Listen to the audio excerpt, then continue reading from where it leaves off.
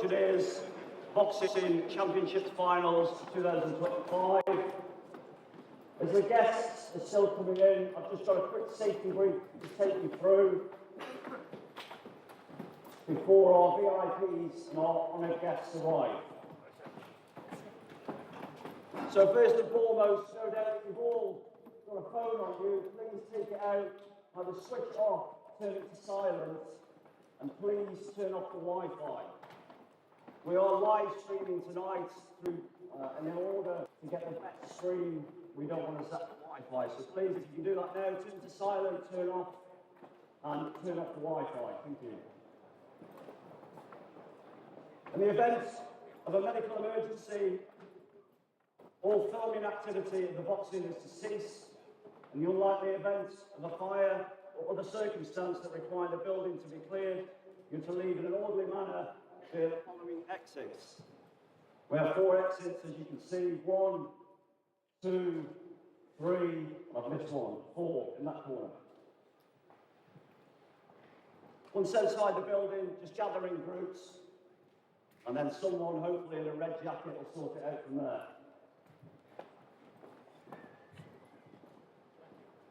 You are encouraged to support your boxers. However, the following points are to be noted and complied with. There is to be no booing, slow hand clapping, jeering, whistling, catcalls, or chants of easy. Boxing is not easy. You are to remain silent at the following times. When I am talking, whenever the referee is talking to the boxers, whenever a boxer is receiving a count from the referee, or the boxer is down on the canvas. Whenever the medical officer is talking to or attending a boxer, or when the boxing lights fail. 2 more points to get through. Smoking and vaping, obviously not allowed in the building. That should have happened pre. There will be a gap after the first 6 bouts, and again, we'll probably have a 30 to 40 minutes freestanding outside for a drink and a smoke if need be, and obviously post the boxing. Toilets. I'm all well aware that you're probably suitably refreshed now with 2 cans of beer, and you're going to get some at the half time.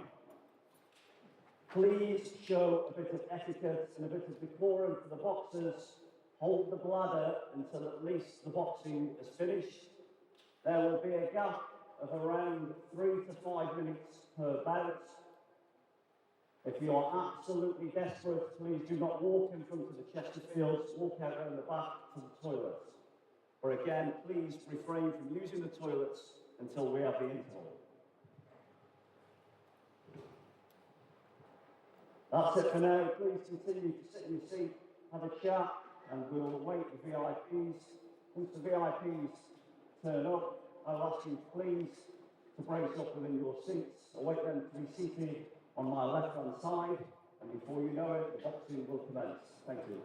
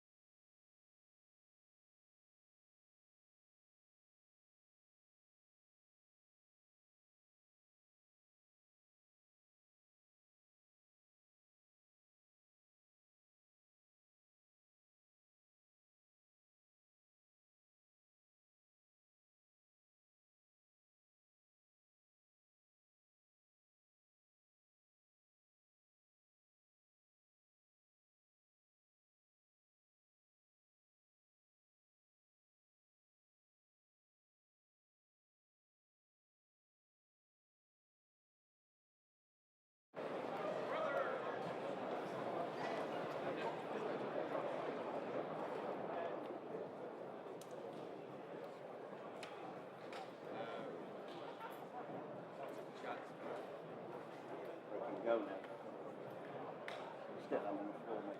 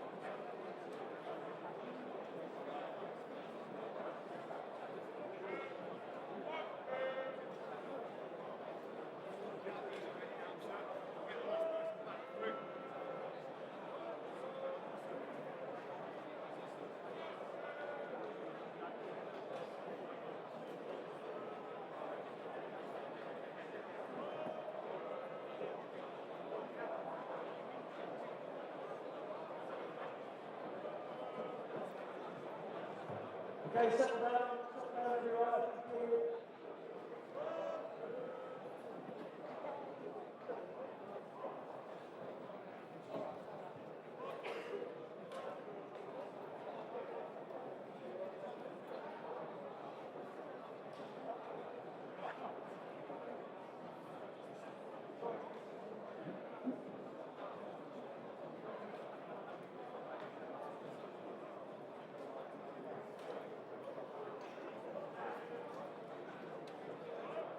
Okay, settle down.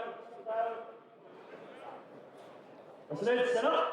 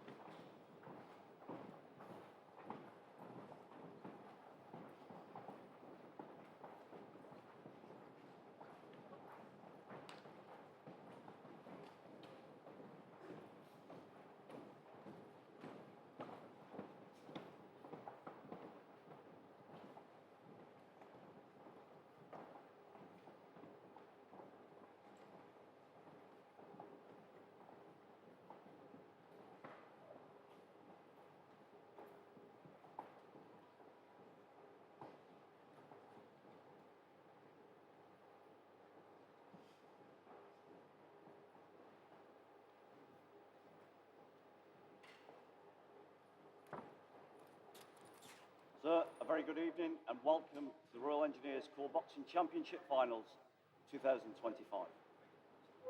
The audience is ready, the boxers are ready. May I have your leave to carry on, sir, please?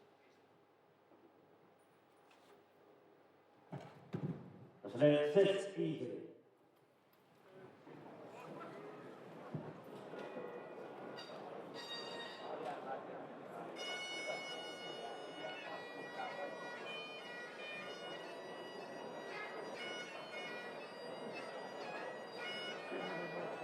Maybe last year when they were fogging things out. Yeah, which is a shame, but.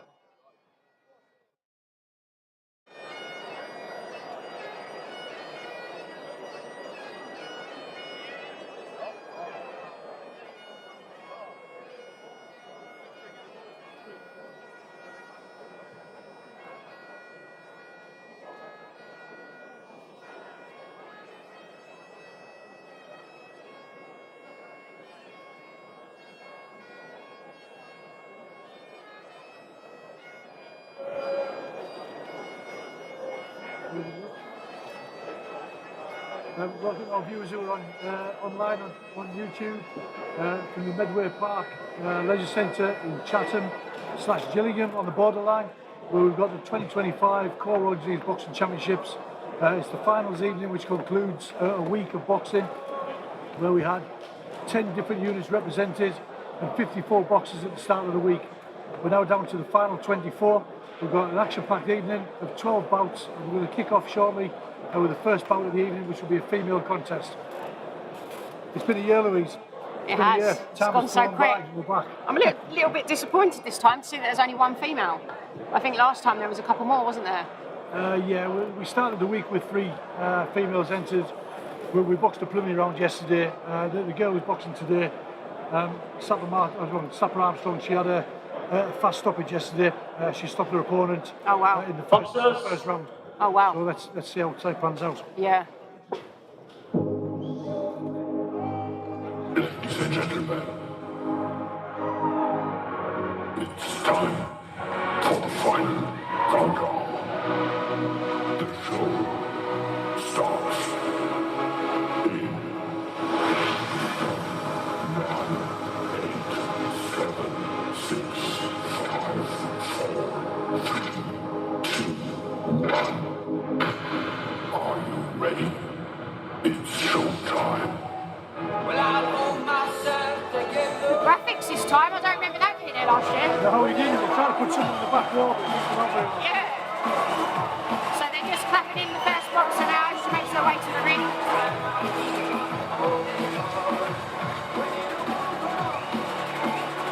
So we've got Sapper Armstrong making her way to the ring now. We did an error at the start, which is Sapper Armstrong with her first bout.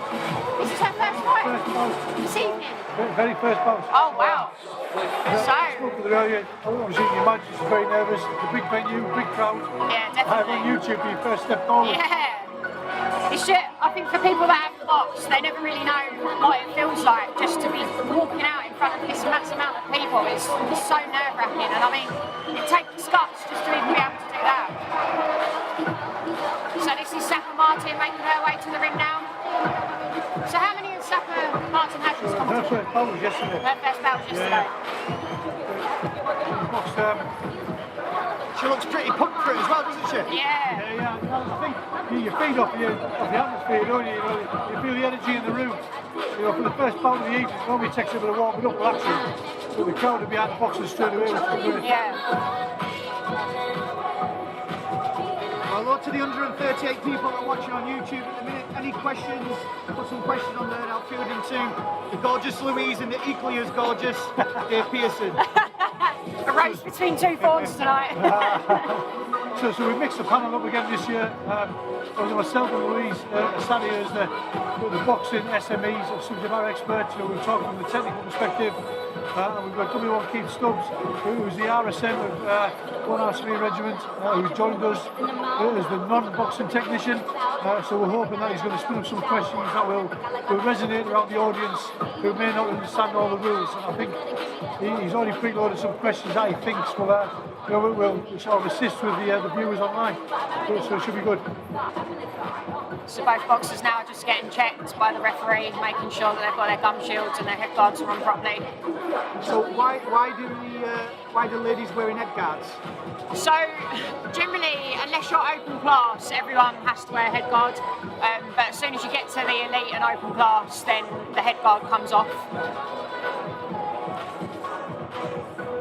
It's a bit of a safety measure for females. They wear different protective equipment than what the males do. Some of it's optional, some of it is mandatory, as you can imagine. Saying that, it actually stays on for females, doesn't it? Yeah. Even at elite. Yeah. It stays on for females, but comes off for males, doesn't it? Yeah. I don't know what they're trying to say about the male brain. Probably used to get bashed around with here protecting female species. Probably that there's no brains in there. I asked because the men's, none of them are wearing their head guards. No, they don't know, so No. senior boxers don't. I think, to be fair, I personally prefer boxing without a head guard. I think having a head guard on can sometimes restrict your vision, especially your peripheral vision if you've got your hands up at the same time. Yeah. 100%. I think you have to over-exaggerate the head movement as well if you're going to try and move out of the shot. Exactly, yeah.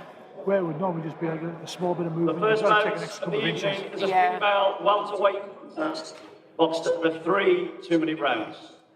Between in the red corner and representing 2-2 Engineer Regiments, Sapper Armstrong. How about that for your first bout? I know, yeah. Both looking pretty confident in there, And in the though. blue corner, representing 2-1 Engineer Regiment, Martin.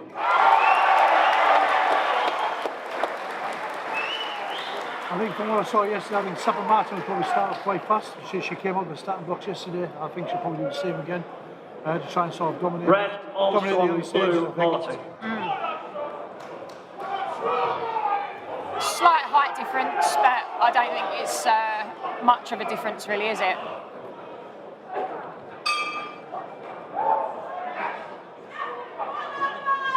It's good that both girls are making a start, you know, throwing the punches straight away. They don't Yeah. look nervous. No, they're both quite composed as well for their first fight. I think some of the first bouts that you see sometimes, you get a lot of wild swinging and not very technical, but both boxers look quite technical.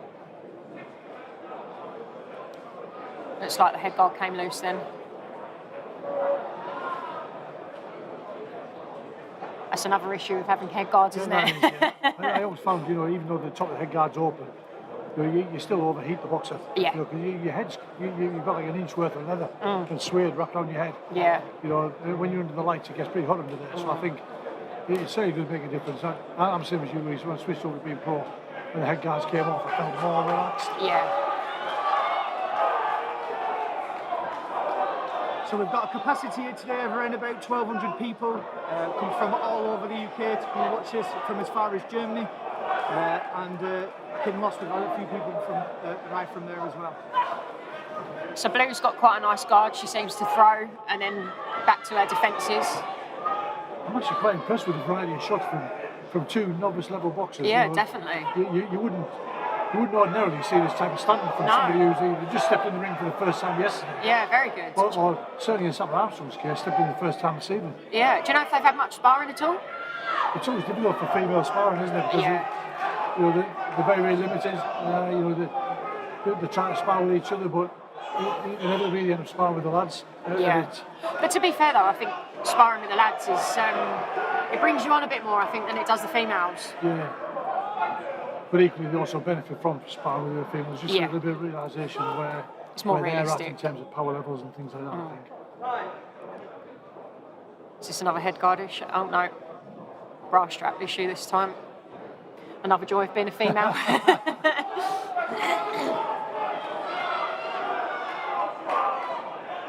I'm actually impressed with the standard. Yeah, it's very good. And Red's just edging forward. Yeah, I think she needs to sort of use the lack of height to get inside the range, you know, and do a lot of work on the inside. Otherwise, yeah, definitely sit down a little bit more so blue shots go over the head. Yeah, blue just popping the jab out there nicely. Yeah, nice long straight shots. And that's what she needs to do, really.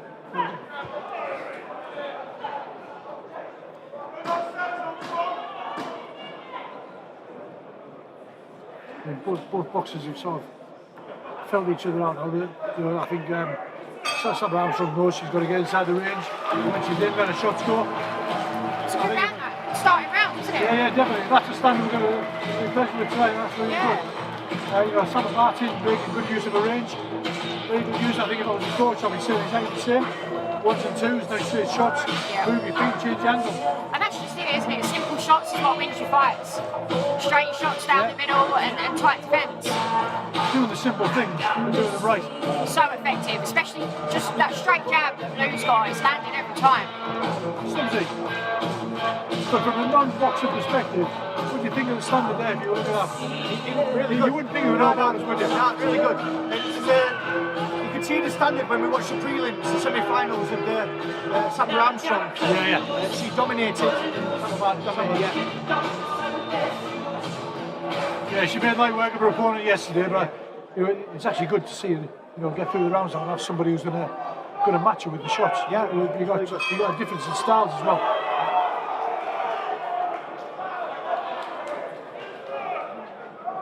I probably want Sapper Armstrong just put a bit more pressure on now and, you know, get inside range. Yeah. Get a bit more head movement maybe, but And she's probably, it's hard to say, you know, she's taking too many of those shots unnecessarily, but actually that's a compliment to Sapper Martin as well. Yeah, definitely.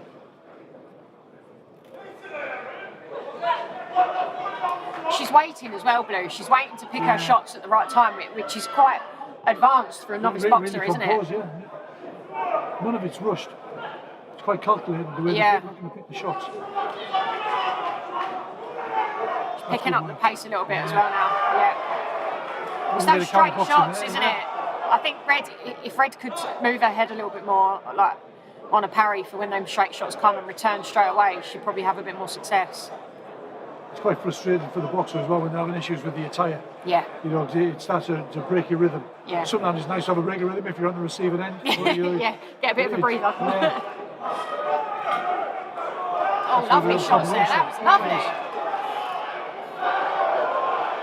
Very good standard. Very impressed. So we got So Red just moving to a neutral corner. She needs to get her hands up now, ready to go again. And did a couple of good shots there. Yeah. So how would they score them shots? So you don't necessarily just count the actual individual shots, but they were all nice clean shots, so she's dominating the round. Okay. You can get a bit of a flurry where both boxers will throw a number of punches and both land. You're sort of looking for the boxer who's either leading off, who's finishing the exchange, you know, or landing the clean shots ultimately. But when you've got two boxers landing clean shots, it's quite difficult. You look at the way Sapper Martin is dominating the round by being a counter boxer. Yeah. Back in the days, it used to be the clicker scoring, didn't it? So it literally used to be shots landed. So there's no difference in scoring head shots, body shots. There's no. They're all scoring blows. I think amateur boxing's moved on quite a bit now, which is good because it used to always be about the head shots. Yeah. It's certainly at the novice level. Seeing boxers throw body shots is good. But at this level, sometimes you don't want to do that. Just get the basics right. Don't overcomplicate your boxing.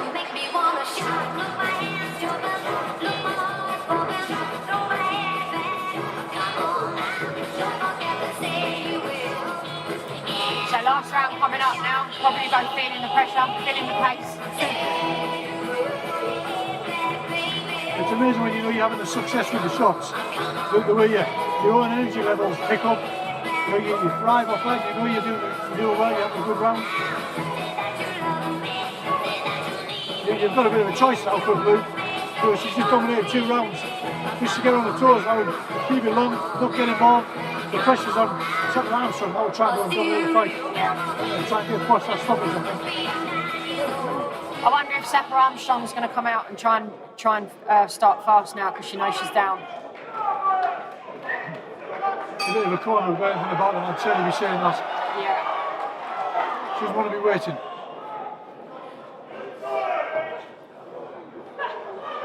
Lovely boxing again there by Sapper Martin. Nice long range, good return of shot, back to her defence. Good ring positioning as well. Yeah. She's holding the centre, or she was holding the centre of the ring. But she's keeping it nice and long. That's great. She's not being bullied around the ring. No. She took a little step back and beautiful combinations. Hair coming out the back of the head guard again now. I wonder if they'll. That's impressive boxing, right, though. It's nice to see. Yeah. And it's good. The footwork is actually. Oh, another standing 8 count. I think that was fairly inevitable, that wasn't it? There was nothing coming back. I think he'll carry on. That's a shame. That's a shame. Entertaining game. Entertaining. Yeah. But maybe I think he probably just felt that her cards were down. I think really, weren't they? Yeah. It's sort of. Do you leave the boxer in there, even though it's the last round, to suffer unnecessarily because she was taking a lot of clean shots, nothing coming back? Yeah. Or do you let the boxer finish the round? You know, it's when the referee's going to make that judgment call. He's closer than what we are, and he can see the impact of the shots and the effect it's having. Good way to open the show. Good standing by females. That's solid, that by Sapper Martin. 2 fights, 2 wins, 4 stoppages. And the standing is golden. Cracking advertisement for the female boxing. Yeah, definitely. And we're trying to promote more female boxing. And I think when you bring these girls up to the training camps, having the females there encourages others to come along. And we need to sort of people and generate that pool of female boxers. And I think for the females as well, You'll always get 110% out of females because it's a male-dominant environment. Yeah, exactly that. They feel like they've got something to prove. Stopped the contest. Blue is a winner. Really good opening bout for the show, that. It's good, really good. Really impressed with that. We've not had many comments coming through. If you do put comments in, keep them clean. There's a few comments about the internet. Nothing we can do about that because there's 1,200 people here probably searching Tinder. It's not about waxing our internet. So please bear with us.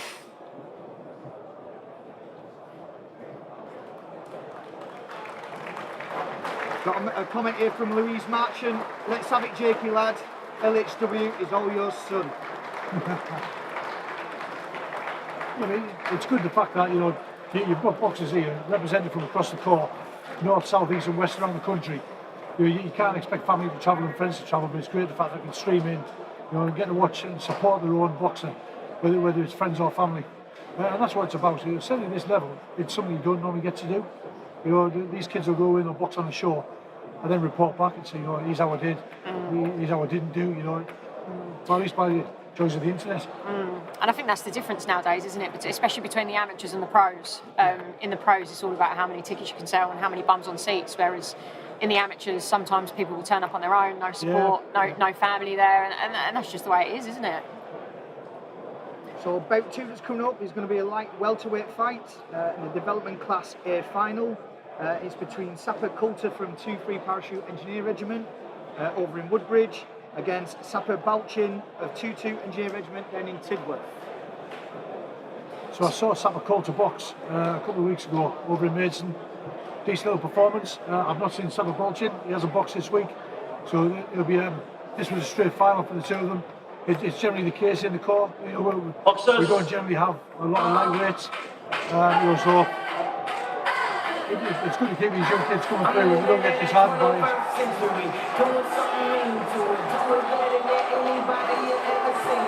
Looking at everyone fun already here tonight. Yeah, Sapper Coulter making his way to the ring now. Oh, he's got a big audience coming, hasn't he? Got plenty of support, plenty of confidence, getting the crowd going. He's definitely enjoying the occasion. Yeah. That's what it's all about though, isn't it? Coming out and enjoying yourself. Yeah. You got the boys with the regiment there, all the regiment. I'll flag up in the air with you coming past. So Sapper Balchin making his way to the ring now. Sapper Balchin there with 2 bouts on his card, 2 wins. Let's see how we get on tonight. We want to protect that undefeated record so far. And this is a leapfrog into the core team. They're boxing down individuals. Let's see how we come on tonight. Do you know how many fights these two have had together? Do you know? I don't think they've actually boxed each other. No, I mean how many they've had individually. Yeah, so Sapper Balchin's had 2, so he's 2-0. Okay. I think Coulter is now on 3. So again, it's the bottom end of the division. There's plenty of room for growth. As we move off through the season, we're seasonable. We'll put them in the Army Championships. You know, that's all about development. Ready to come back on the team next year and move on to bigger things, hopefully. But right now, we're fixed on there. Who wants to be co-champion? Yeah. Big as my ego. Both look quite confident, don't they? Full of energy. Tell them don't waste my time. Police will stop and search my clothes.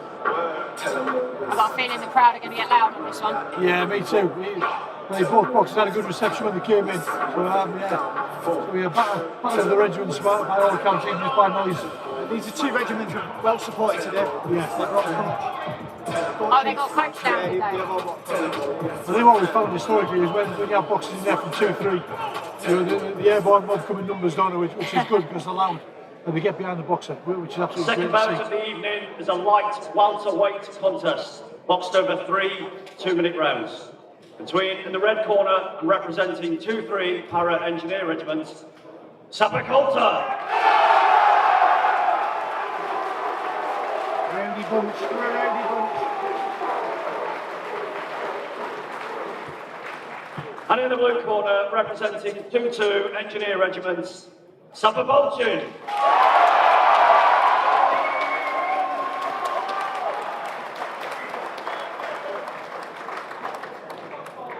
I think it's going to be a lively one. If the crowd have anything to Red, rely The on. two boxes at the bottom end of the weight divisions, you know, generally your fast hands, quite fiery little individuals. Let's see how they go.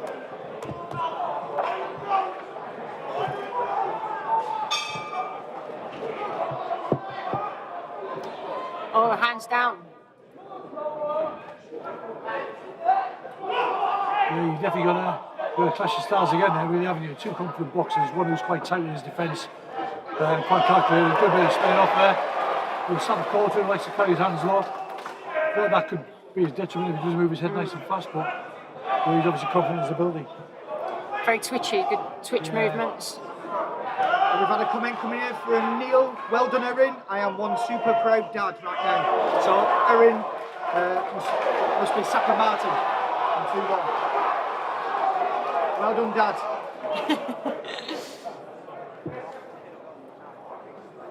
It's a bit hard for the boxers to see the referee with the noise. Another comment, any reason why the lasses didn't get a walkout like this? They did, you just didn't see it.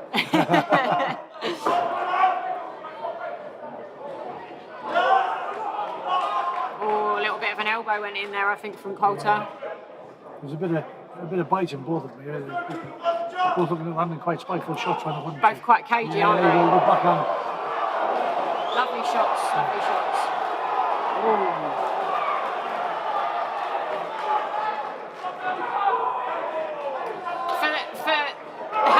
Lovely shot there from Blue. Lovely shot there from Blue. So Coulter getting a standing 8 count, I imagine probably the first one of his career. Yeah, I mean, you couldn't really argue with that either, whether he couldn't have clean shots. shots, and you see the effect it had on him. His knees took a dip. So these two are classed as novice, yeah? Yeah. So these are the Dev A or novice A class.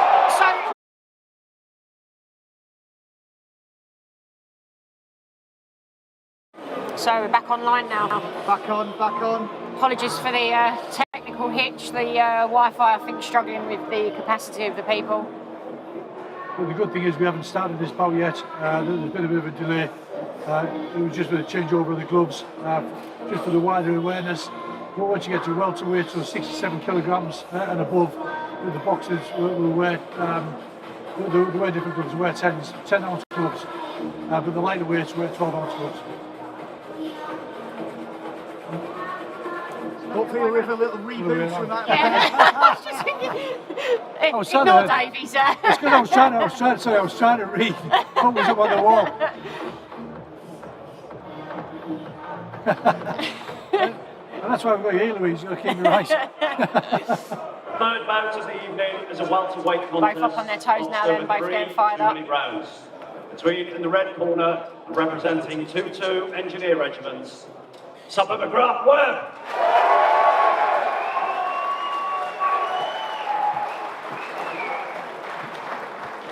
So I'm looking forward to this. And in the blue corner, representing 2-1 Engineer Regiments, Right.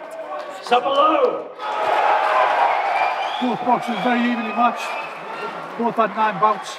Both had 5 wins and 4 losses. So I've been watching them this week.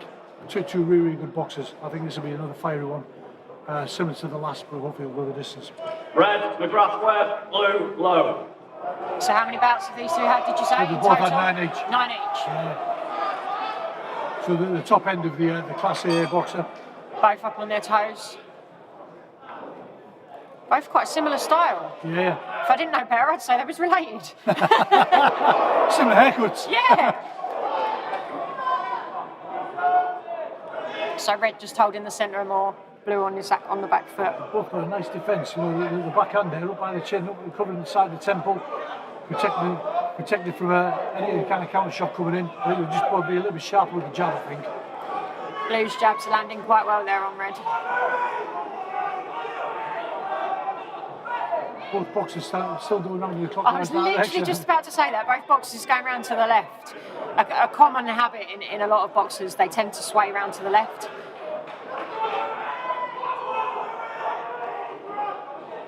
Problem is, you know yourself, they're both swaying into the backhand of the opponent. Exactly, yeah. You want to be away from the dominant hand.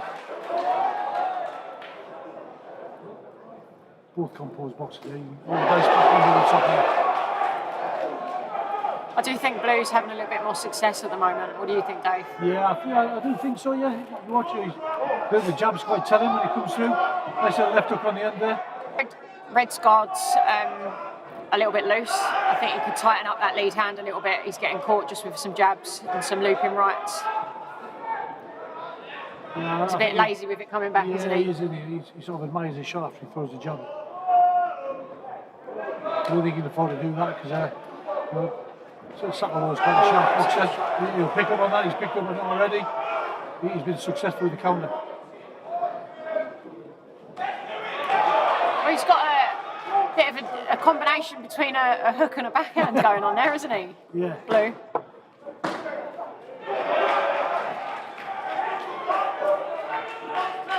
Still going round to the left. I wonder if their coaches will pick up on this. You know, if I'm being honest with you, it's been a bit of a theme this week.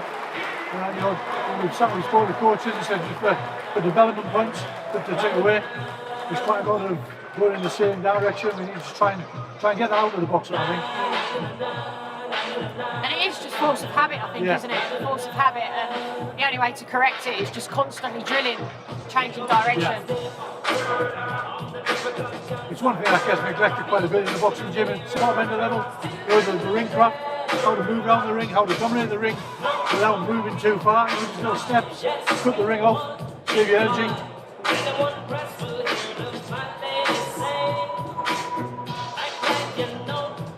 So we've got Red who's taken the option to stand in the corner and Blue to sit. What did you prefer, Dave? I like to take every advantage I can.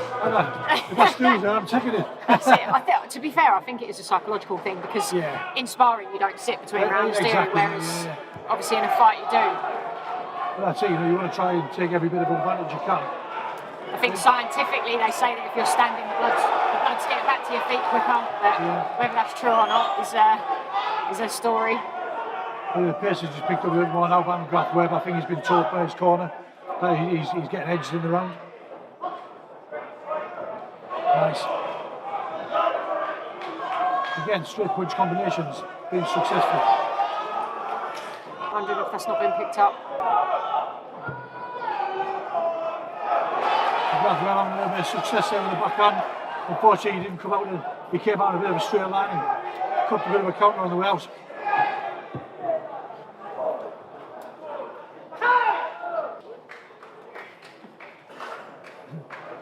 Low blow, was it low blow? No, he just had a bit of time just to tend to a nosebleed, I think. Occupational hazard. I can't see. Just to let you know, during the little break that we had due to the stream, the match with Sapper Coulter and Sapper Balchin. Sapper Balchin won, and it was a standing second count in the first round.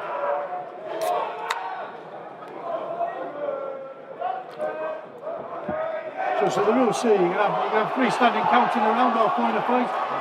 But you can see he was picking up some heavy shots and they were taking the toll on his legs, you know. So I think the referee probably did the right thing. The boxer will always disagree, you know. It's in the nature of the boxer to want to carry on. You have to protect the boxer. So Red has just been told to be quiet. I think the ref didn't appreciate being spoken to, so he's just getting the doctor to have a look at the nose now.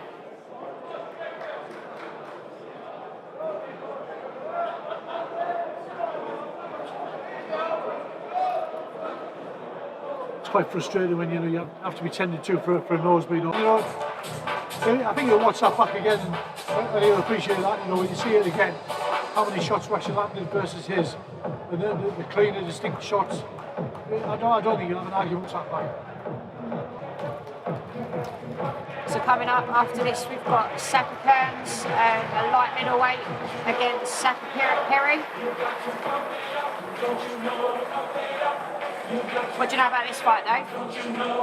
So Sapper Cairns, we haven't seen him box this week, but Sapper Pirie, we watched him box yesterday. I don't know what to expect, if I'm being brutally honest with you, because having not seen one of the fighters, it's hard to gauge how it's going to pan out. So I think we'll have to leave this one to the bell.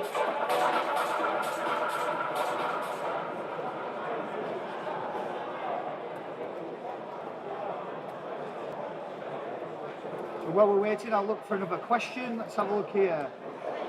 Do you feel like defence gets enough credit in amateur scoring, or is it all about the landing of punches? It's the first thing you're taught. You know, when you're going to the gym, you know, you start with your fundamentals, starting the feet up over, you know, your stance, your positioning, the transition of the shot. So actually, the first thing you want to teach a boxer is how to look after himself. You know, Exactly. It's not about it is about throwing the punches, that's boxing, but you know, there's no point putting anybody to do anything unless they know how to protect themselves at all times. And that's number one rule of boxing, protect yourself at all times. And I think with the scoring as well, it's clean blows, isn't it? So the better you're preventing the clean shots from landing, then the more chance. Yeah. But I think the last fight probably summed that one up. We did say McGrath-Webb was carrying his hands low, so I think he neglected his defence a bit. Definitely. And you know, like we said, and landed some more clean shots, didn't he? Yeah. And as well, if you can cause your opponent to miss more, from your defences, from your lateral movement, your head movement and things like that, it just increases your chance, doesn't it? Having a tight defence allows you to stay in range as well. So you've got that return of shot, you do the counter a little faster, instead of that constantly bouncing out of range and back in. Saves some energy as well. Yeah, well, that's it. You've done a lot of work to get in there and do the shots. Yeah. So why not stay there with a nice tight defence and land what you want to land? It's that positive defence, isn't it? Having the confidence to stand there, to protect yourself and then to return immediately. So we've got Sapper Cairns, RSME Regiment, he's a home fighter. He's had 2 bouts previously to this. He's won them both. And we've got Sapper Pirie coming forward now. He's had 3 bouts, won all 3. So this is, someone's always got to go. That's what they say.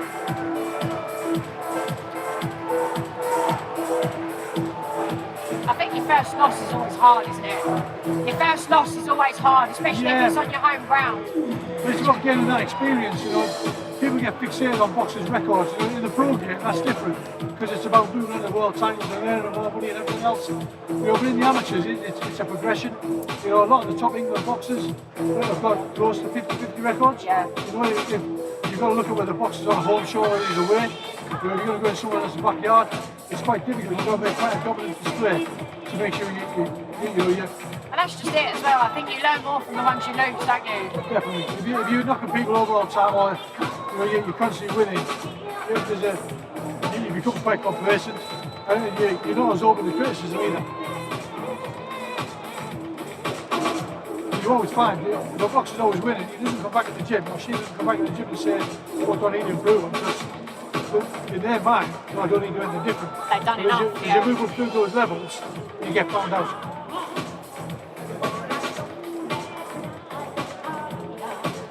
Just go through the referee's checks now before we get this one running. So Sapper Cairns, home fighter from RSME Regiment. I think you'll get a bit of noise in here. Hopefully it'll be another tasty match. How many did you say Sapper Cairns has had? He's had 2. So he's 2-0. Sapper Pirie's 3-0 at the moment.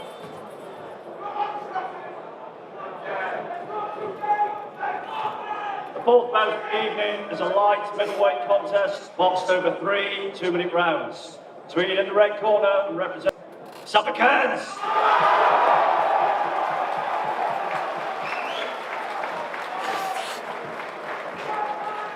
And in the blue corner, representing 2-1 Engineer Regiment, Sapper Pirie.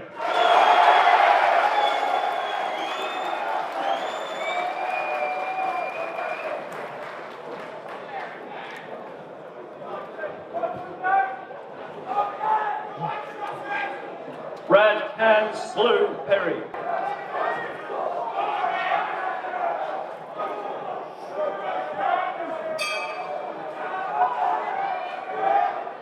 So red instantly taking centre of the ring.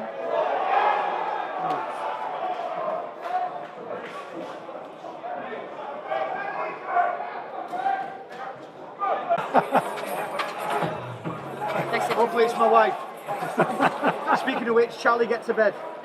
For me, I would expect red to stay long. He doesn't need to do anything else and stay long, because I think blue's going to try and get inside of him and use the height difference to his advantage, because if blue doesn't get inside, he's constantly just going to be sat on the end of them straight shots. Yeah, I think if you look at that, I don't know why Red's crouched down a little bit, because he's giving his height advantage away. He needs to maintain his height and use his range. He doesn't need to get involved. He could probably dominate just by using a jab, to be honest with you, protect him coming through, and then you also won't get You won't get picked up for infringements either.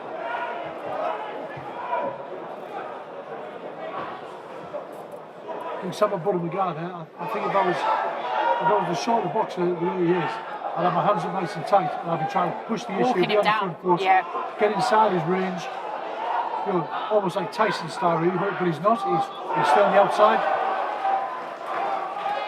We've had a comment here, who won the last bout? The last bout was won by Sapper Pirie from 2-1 Engineer Regiment, and he beat Sapper Cairns from 1 RSME.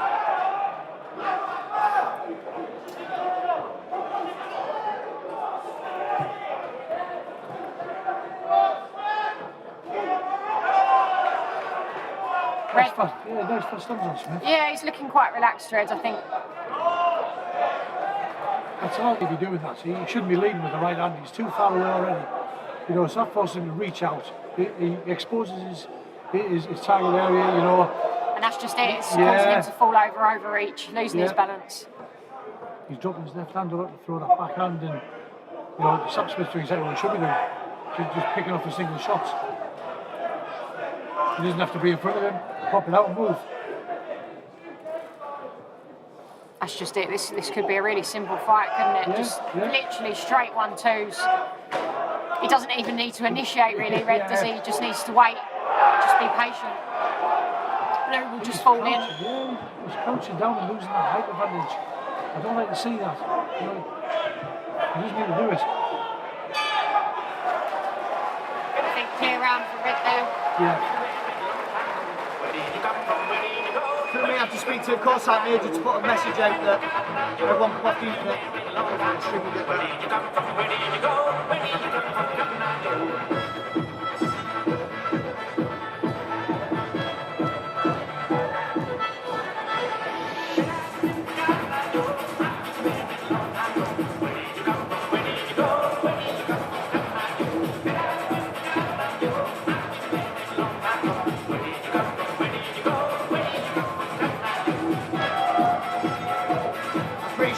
Carolina were making an appearance soon. No, so last year it took all the way to the final fight, didn't it? I got quite excited when that came out. How about time? I think someone else picked him tonight, haven't they? Yeah. Sweet Carolina tonight. So the boxers had the opportunity to pick all their own entrance music. Those who didn't put anything in, we picked for them. I'll expect Barbigill to come on at some point. Well, you never know. That's on the list. You never know. So I think I'd expect to see Sapper Smith. But I'd certainly be telling Buddy McGrath, you need to do a little bit more. You've got to get inside that range. Nice tight defence to let your shots go.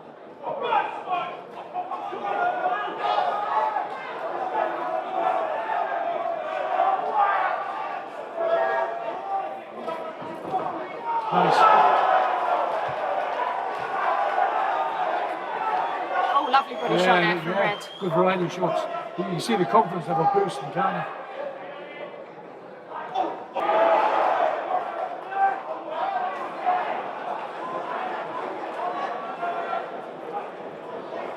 Just a bit of a caution, just for a little bit of noise. You know, there's a difference between the effort of a, you know, a bit of a whipping in the shot, but he had his own effects there, didn't he? I must admit though, Dave, I'm a habit of that. When I'm sparring, I make a lot of noise, especially on the bags. But it's funny because when I'm in the ring, I don't make a sound. Yeah, but you know, sometimes it helps you put a bit more zip in the It shot. does, yeah. And when I'm on pads, I feel like I can't punch unless I make sounds. Yeah. Like you said, I think it is a little bit different when you're in the ring. You don't need to make your own noise because the noise is made for you. But yeah, you're right. When you're on a bag, that bit of aggression comes out. Yeah. You can do that. It's funny as well because when you're in the ring, it sounds very loud from out here. but when you're in the ring, you actually can't really hear anything. Yeah. It's pretty silent when you're in the ring, isn't it? You hear the odd shout from the coach or the odd shout from the audience, but you don't actually hear a lot. But you tune in, don't you? You sort of pick up on that voice. You know the voice to listen to. You know, it's an old listen for me. It's amazing how you do pick up on that. So the reason for going in the neutral corner when there's a standing count is that to prevent coaching?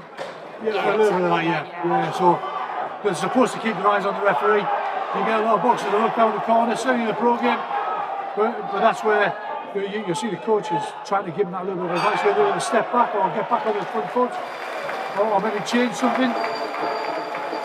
That's also a reason they can't put their hands on the rope. That's the rest.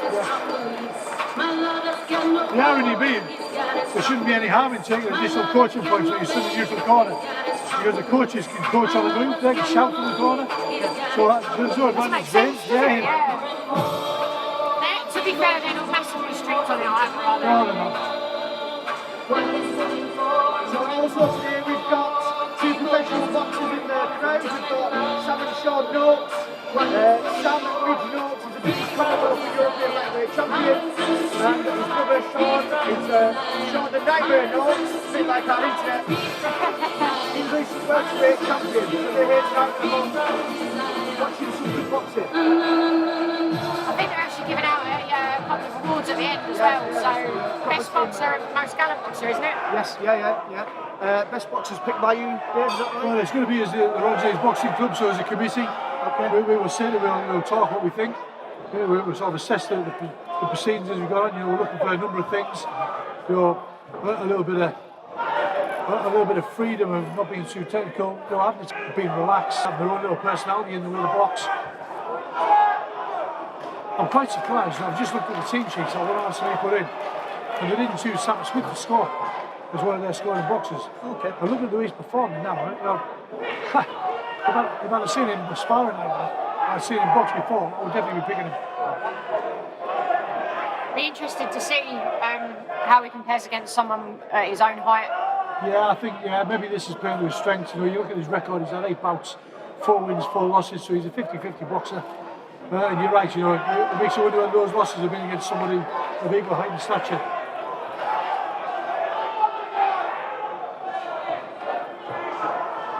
We've got Blue now trying to trigger Red off. The Red doesn't need to drink, it doesn't need to be entertained. And that's exactly it, yeah. I think sometimes you get caught on the occasion and you want to try and dominate. That was a lovely shot. That's his second standing count this round, is that right? Yeah, it is, yeah. So they're going to have 3 in a round or 4 in the fight before the referee stops it. The referee will make a decision. And that's fair enough to protect the boxer, isn't it? Yeah. He wants to live to fight another day. So well done, Sapper Smith. Quite a dominant bout. It was quite easy to. I think if they've got the scorecards, There's a few people on their feet in the audience giving him a clap now.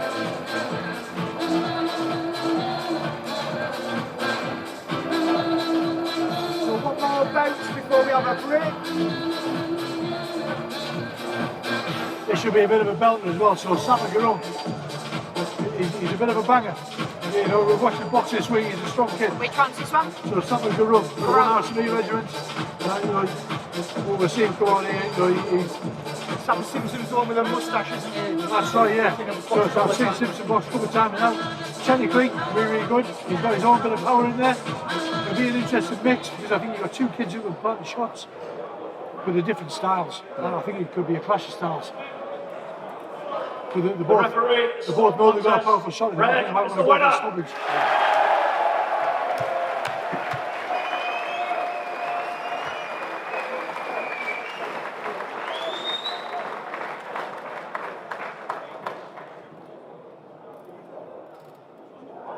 So we'll bang out another question here.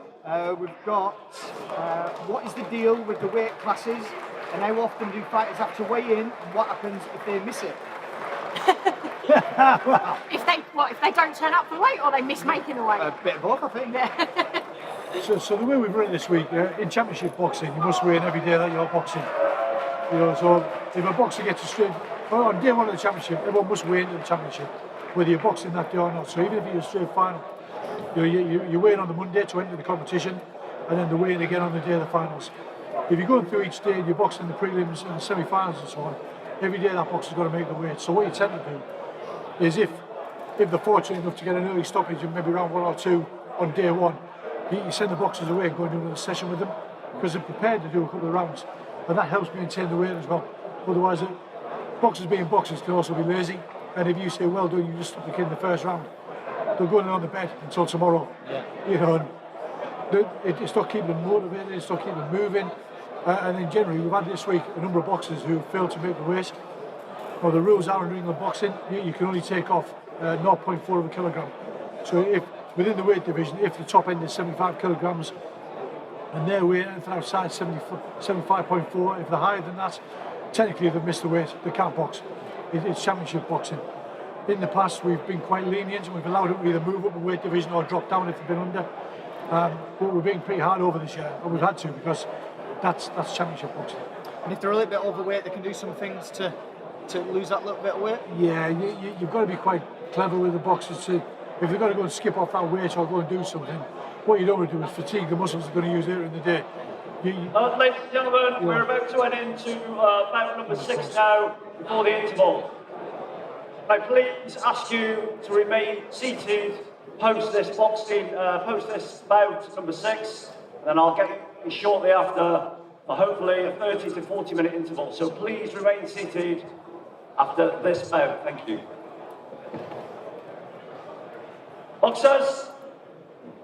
Yeah, sorry, so you asked there about methods of getting that last little bit of a 0.4 off if need be. So now there might be a case of going for a walk. You've got 2 hours to beat the weight. The scales open at 7 o'clock in the morning, for example. You've got 2 hours that you weigh as many times as you want to beat that weight, as long as you don't take off 1.4. You can do a lot in 2 hours, you know, you don't have to be overly active. Like I said there, boxers they have an independent way of doing business. You know, what works for one doesn't work for another. For me, I was always on weight, so I've never had to be that kid in the background, skipping, trying to shift the weight, and psychologically as well, for your opponent. It's quite a bit of a hard boost when you see your opponent trying to shift a bit of weight to you. It's not necessarily fatigue, but just take it slow.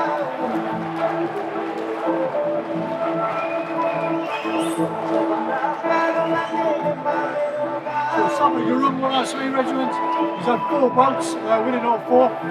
So again, he's a confident boxer, he's quite tidy, he likes a bit of a tear up, he's a bit of a come forward type boxer. He is really confident, he's making waves to the ring, isn't he? Hands in the air, trying to encourage the crowd to cheer him on.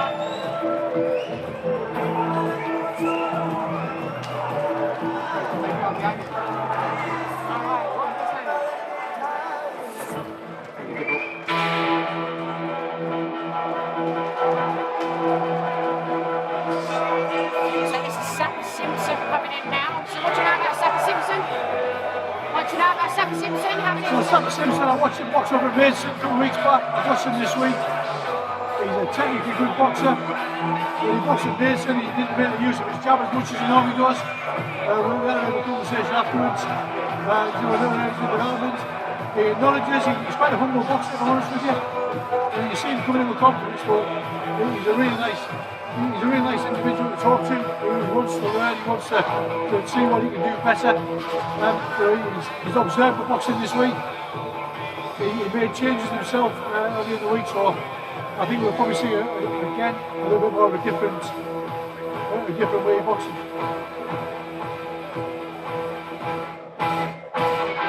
But you've definitely got 2 different styles in this one.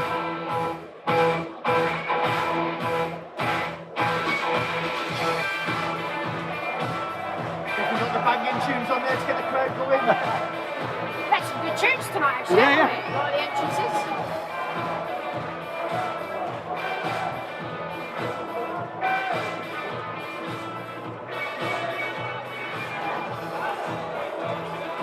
So Sapper boxing out of the 1 RSME straight, representing 1 RSME. He's on a Class 1 trade course, so he couldn't actually score for 1 RSME. He's actually from his parent used 2-8 Engineer Regiment. They could have chosen him to score for them, but they didn't. They're obviously confident with the boxers they had. Of the evening is a middleweight contest boxed over 3 2-minute rounds. Between in the red corner, representing 1 RSME Regiment, Sapper. He's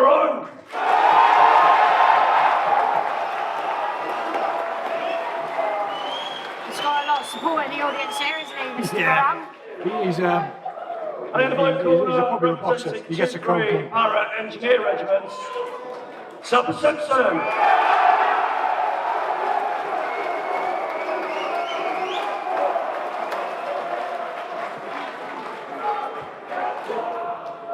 Bit of a height difference there, isn't it? But again, similar to the last one, it's whether you use the height to the advantage. Red, blue, Simpson.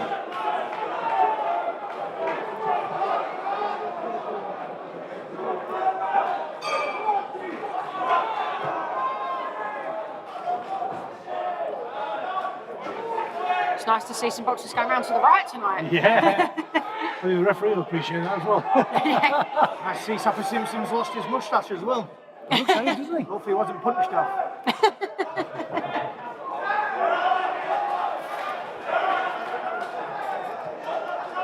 You can see where they both watched each other during the week. They know what we're both capable of. You know, they sort of quite respectful for each other. I did say Simpson has his own level of power. Very fast-paced fight, this, isn't it? Both have got off to a quick start. I think Blue saw that he hurt Red, so thought he'd take the opportunity to carry on.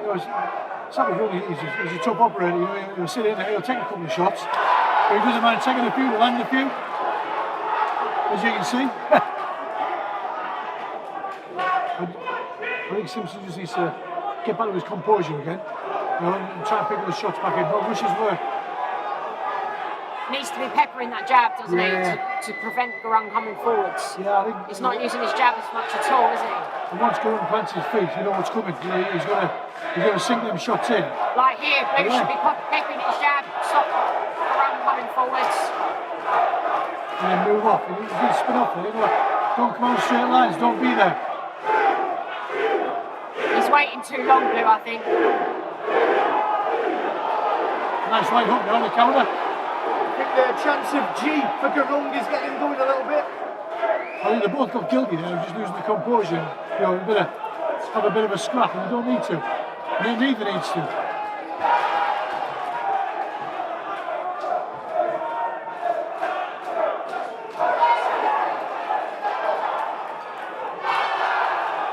Nice couple of shots in there. Good movement from Red there.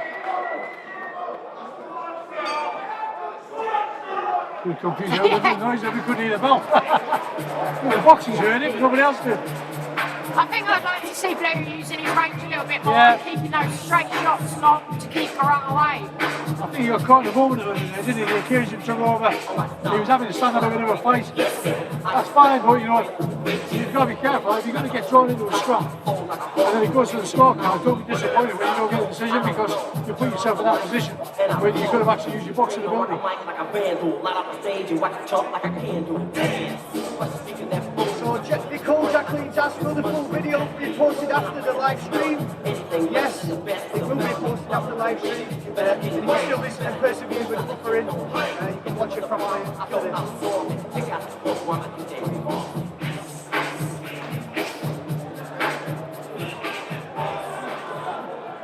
You can see there, looking at Colton Chapman in Sapper Garung's corner. You can see he's telling him to try and sort of trigger again. Simpson to use his jab and then come back in with the backhand.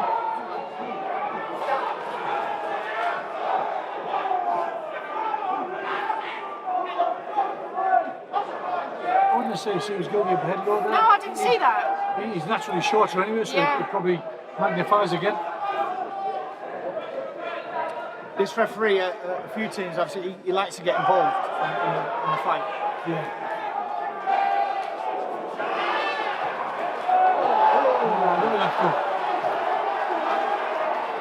I think Sapper Simpson felt that one. You know, he needs to get his hands up. You know, if you've been caught with a shot, you've still got that little buzz in your head. But this is it. He's waiting too long, and he's not using them straight shots.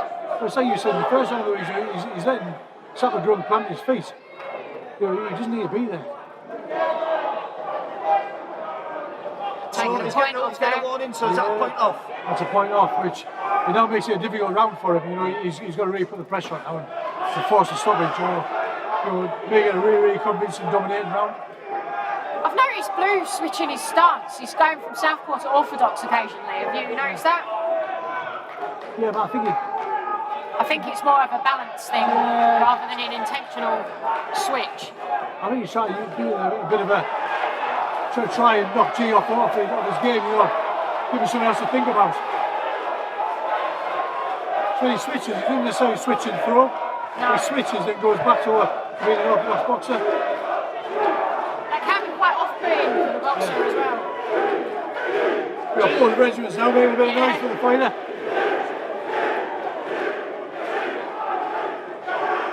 I think Sapper Simpson had quite a bit of success.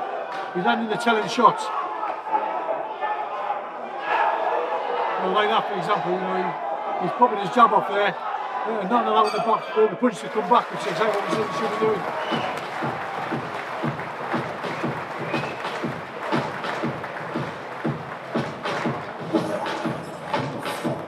Oh, this is going to get the crowd going, is it? I think so.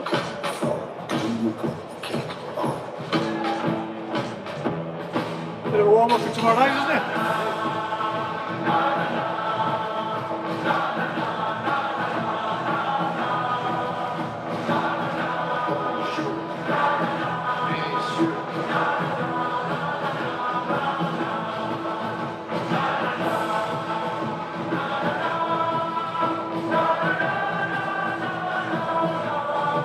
While we're waiting, what's the biggest real difference you've noticed between amateur and professional boxing? You've changed how it plays out. I think we've had that question, haven't we? No, we had We had a buffer. Yeah, we had the buffer, didn't we? We had a. And you give a good answer, but nobody heard it. Yeah, so the answer is There isn't there's not much of a difference. You know, that's what makes the transition as well from amateur to professional easy, because it's same rules. Same scoring system, you know, the 10-9 round, it's exactly the same. It didn't used to be though, did it? Back in the day, it used No. to be the clickers. So each judge would have 2 clickers, one in the left hand, one in the right hand, one for red, one for blue, wasn't it? Yeah, the problem you had with that is, you know, you look at... Clicking the wrong one. Well, yeah, but you also, you know, when you look at scoring blows, you saw it in the Olympics at the time, you know, if you get ahead on points, and you can see that, you've got a boxer who barely threw a punch. Oh, look. That's just changed the dynamics of the fight. I think this is the loudest on Ends the and throws and backwards and forwards. One man in big shots.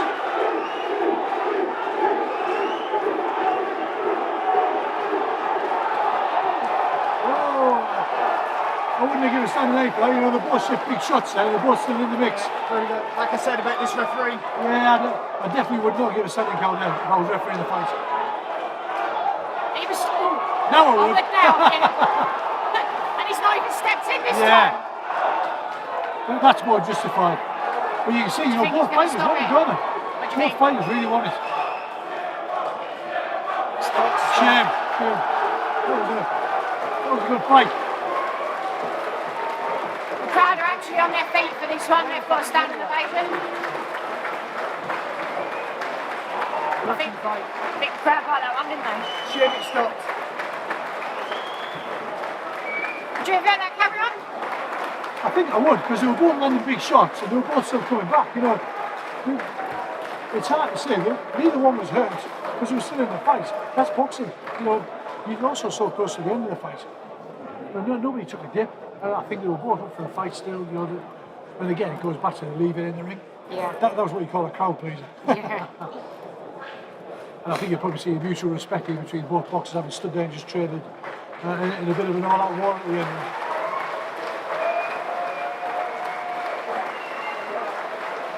I imagine Garong's going to be a little bit disappointed with that decision. I think he probably could have carried on himself. Referee, stop the contest. He's a brave Blue tough kid. is the winner. Yeah, but we also spoke earlier in the week. He's slightly blown up at the moment. He's not a natural middleweight. You know, we bring him under the core team, but we want him to drop down.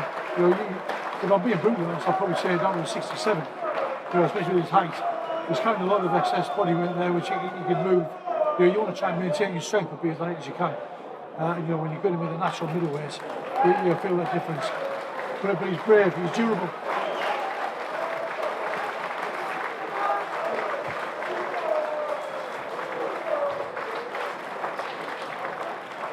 So we're taking a little bit of a break now, and we'll be resuming after about 30-40 minutes, I think, won't we? Yeah, I think so. We've had a couple of stoppages, so yeah, I think we'll probably get a good half hour into it. But the regiment core Saturdays will announce. Thanks for bearing with us through the internet. I hope you'll get a bit better in the second half. Hopefully we'll have some fantastic fights like we had in the first 6. Well, we've got some real tasty fights in the second half. You know, you're starting to move up through the weight divisions. You know, you've got the bigger punches, let's just say. You've got a little bit more experience in the second half. Which was a fight that was really, really good at the prelims. Yeah, so you've got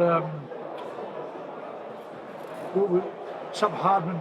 It was a really good fight. Sapper Alcock's, really, really good fight. Alcox, was he on it last He year? boxed last year, yeah. I recognise him, yeah, I recognise that name. Again, he's another one from 2-3 para. Tough kid, likes a bit of a tear up. But again, good crowd pleaser.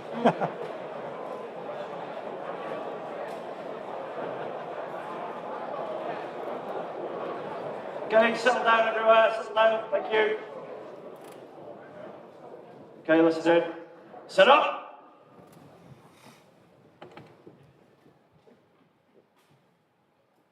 So, on one of the guests, that concludes the first half of the evening in a great 6 bouts boxing.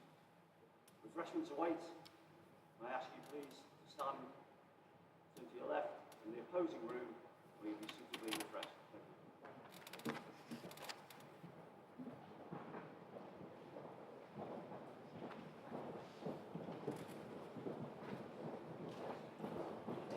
So just a bit of a lull now while the senior officers and VIPs depart and move away for the interval.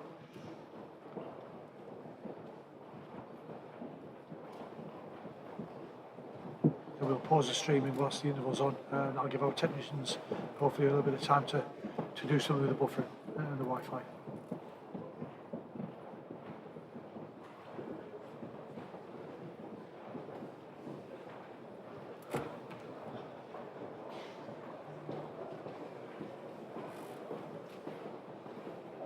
There were 6 Chelsea pensioners in attendance as well. It's good to see. We keep that maintain that core link with the Okay, sit easy, stay where you are, thank you.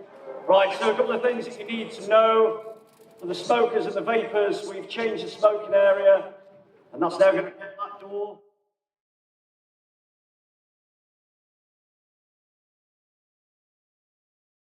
A 14-minute window, seating for 2010.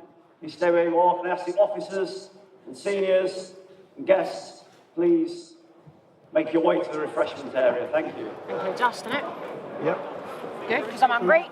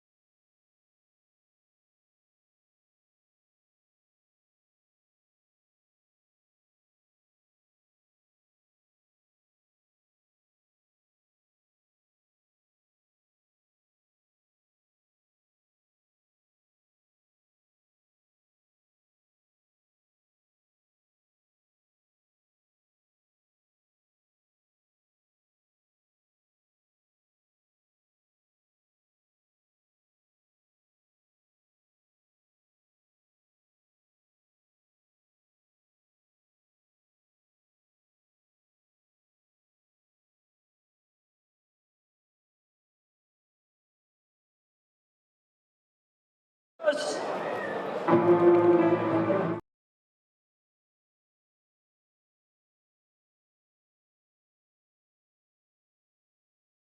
second half of the finals evening, with 6 more bouts to go. If the half as exciting as the first 6, I think we're in for a treat. For those on the outstations listening and experiencing the buffering, the advice for the technical team is if you drag the programme back by a couple of minutes, and then it won't buffer anymore, they might as well resolve that piece. But unfortunately, we'll only be a couple of minutes behind the action.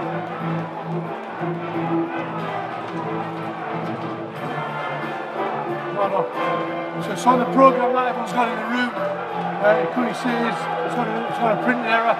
So we've got Sapper from 1 RSME Regiment now boxing.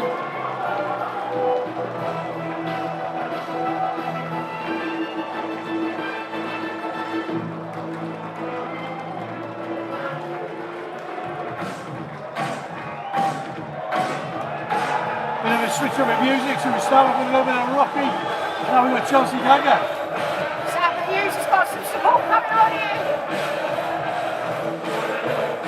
Get another crowd pleasing son. Makes all the difference when you come out and everyone's cheering, doesn't it? This should be interesting. So you've got 2 boxers now from the same regiment. We're talking about bragging rights in the gym. I'm sure they've spent many times in the ring sparring each other.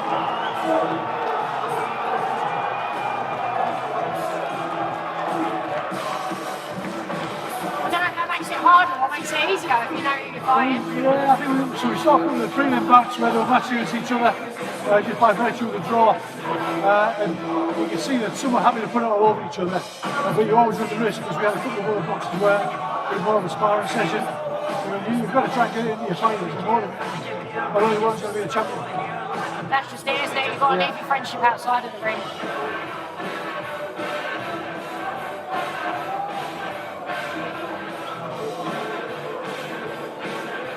The coaches have had to split themselves over the 2 corners now. And, you know, the fact that everyone knows each other, the way they train, the way they've been coached, I think they're going to know exactly what they're going to get. So I might just be a case of, you know what, all hell for leather.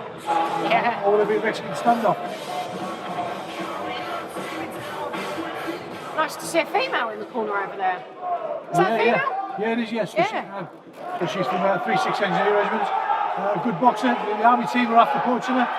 But actually she's made the decision to stick with coaching, which is good. Very positive.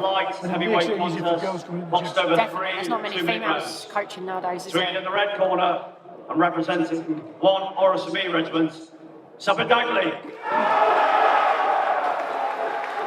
Sapper had a bit of a tough fight on the prelim rounds. He won on a split decision. And he is now in the finals. Representing 1 RSME Regiment, Sapper.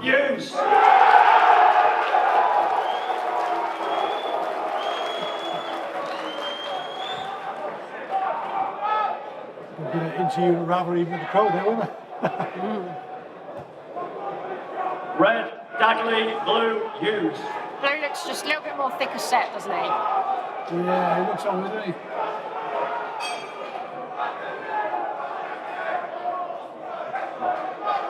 I've got a question here from Matty Gaff, all the way from the northeast. Give you a shout out earlier, but didn't hear it with the buffering. Is there anyone walking onto the Lancashire hot pots? Fortunately, Matty, no one is.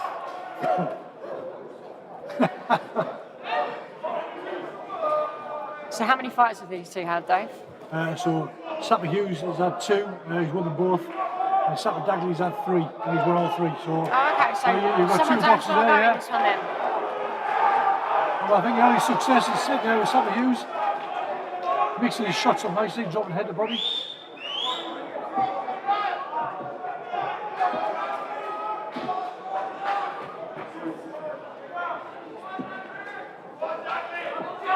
He's just pushing him back a little bit more, isn't he? Yeah. A little bit of pressure on him.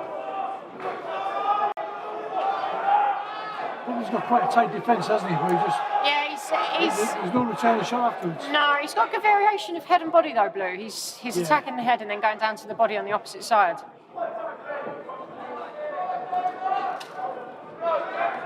But it's good to see, obviously, novice boxers, rather than just headhunting, they are looking for that alternative shots of the body shots. sometimes Again, it that takes a comes while, under doesn't it? coaching, doesn't it? Yeah. From day one, you're factoring in where all the scoring area is Yeah. on the body.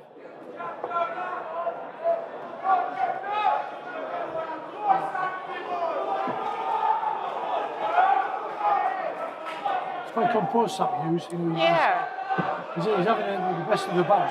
You know, he looks quite relaxed. He moves around there, just leading off his, off his lead hand every time, having a little look up and down. He's not rushing it too much either.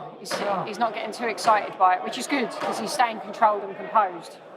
And again, we just had the last 10, knocks on the side of the ring, and neither one of them stepped it up. They were quite content to pace themselves. So we've got a cracking setup this evening, for all the ring, the lighting, the music, all set up by MC Prestige Events. So thank you very much to them. They come here each year, give us a great setup. We're just trying to get better and better each year, so thank you very much. It just makes the event, doesn't it? We have a good setup, cracking lighting, good sound system. It sort of gets people into the environment. It is, and it's really good considering it's a sports hall. Yeah. It's done, the production's very good, very good. I don't envy the people that have got to take it all down at the end of the night. Well, that's it, isn't it? It's even good for the boxers, when they come in, certainly if you haven't seen the venue when it's back out, you start to change it and get warmed up.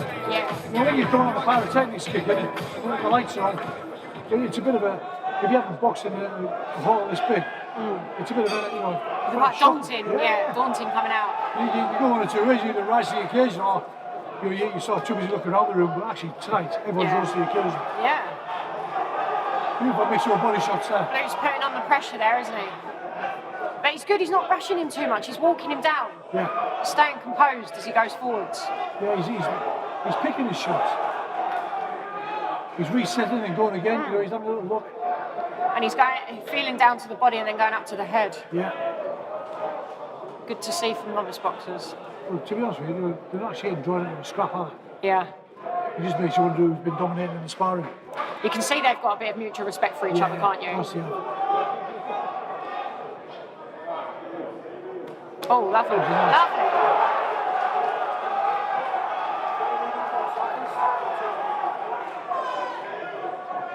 Right, the referee's just letting the bout flow. It's not really having to intervene very much, is he? Yeah, not well. There's no real infringements. There's clean shots being landed, but you can see Sapper he's not really hurt.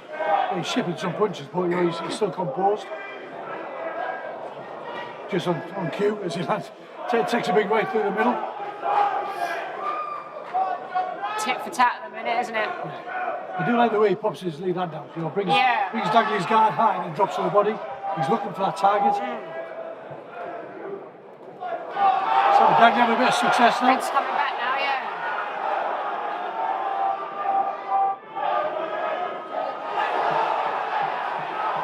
Again, another good bout. Well done. Where you can see they're at the same level. What weight are these guys? Light heavy. Light heavies, yeah. So 80 kilograms, sorry. Used to be 81, now it's 80. Show me age here, won't it? Pardon. How do you score that one so far? I think it's a straight 10-9 round, no mess at all. If Sapper Dagley wasn't come back with anything, you could probably say because he dominated, probably a 10-8. Well, actually, maybe 10-9 over there.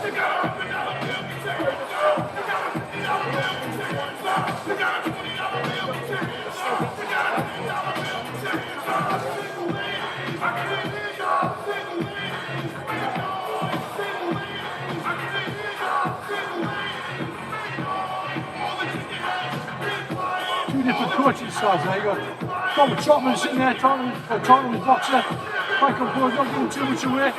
Then look at the other side over the blue, you got Chapman, he's quite animated. If I was sitting in that red colour now, I'd be sitting in that number 2. Yeah. I don't know what he's telling me to do. Feed that back in.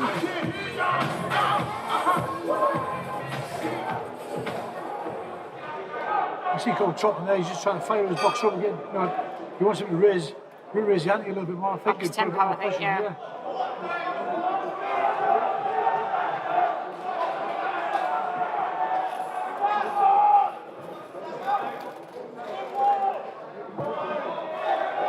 Blue's taken centre straight away. Red's back on the back foot.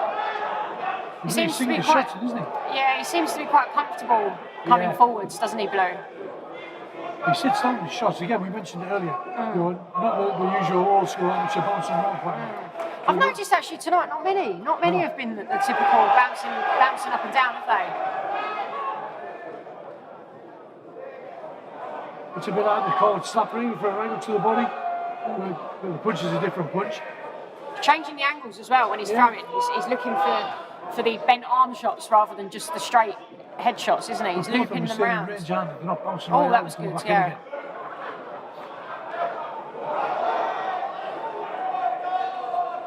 Yeah, good shot variation from Blue. Yeah, very good.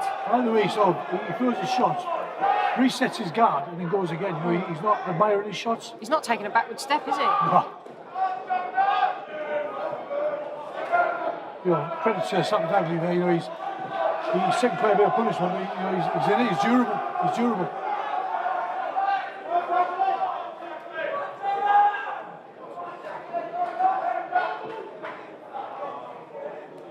Good shot. Good clean shots there from Red. Yeah. Again, you know, he's having a couple of decent shots of his own now. But he's sort of like a Sinica, you get a bit of a routine where you, as Blue, he's quite content putting his shots out, he's having success. Sometimes you get a little bit complacent, so comes back. Red looks like he was smiling then. Yeah, he does, doesn't he? He's enjoying it. He's just a gunshot, yeah. I think it was more of a grimace. Yeah. That's it. Yeah. Blue can get the stoppage now, I think, if he carries. I think you'll see there's a strong argument there for a standing count. You know, Yeah. just have a look in the eyes of Sapper Dagley. He's shipping a lot of shots. But the corner's also got their part to do as well. You know, if your boxer take on the punishment, Yeah. don't be afraid to grab all the towel, you know, and save your boxer. So what we're calling for this one, you reckon? I'd be very surprised if it goes all 3 rounds. If Hughes comes out and keeps the pressure on from the off, I reckon he can force a stoppage. I think it's both rounds to Blue so far. Oh yeah, definitely. Finish third round. Is that third? Did I miss a round? You know what? That was an entertaining fight, wasn't it? No, did you think that was Was it that- entertaining? I thought there was one more. I thought there was one more. I genuinely. Did you as I well? was caught at the moment. Yeah. I was enjoying the fight. Okay. There you go. That's entertainment. I think I've been punched too many times now. Then we were talking about positive defence. Yeah.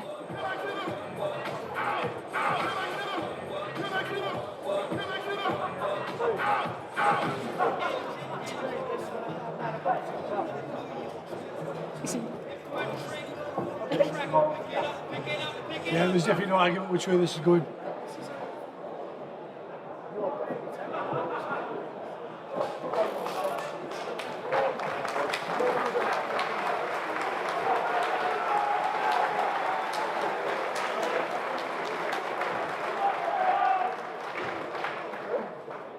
By a split points decision,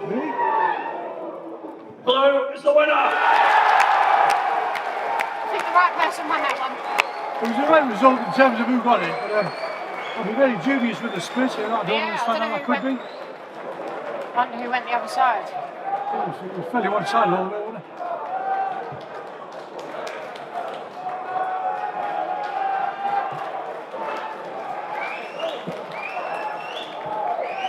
Well, there we go. Entertaining fight. Very good. We lost the Good way round. to start the opening of the second half. Yeah, cracking fight. So it looks like next we've got bout number 8, which is a light heavyweight between Sapper says Pirie and Sapper Hardman.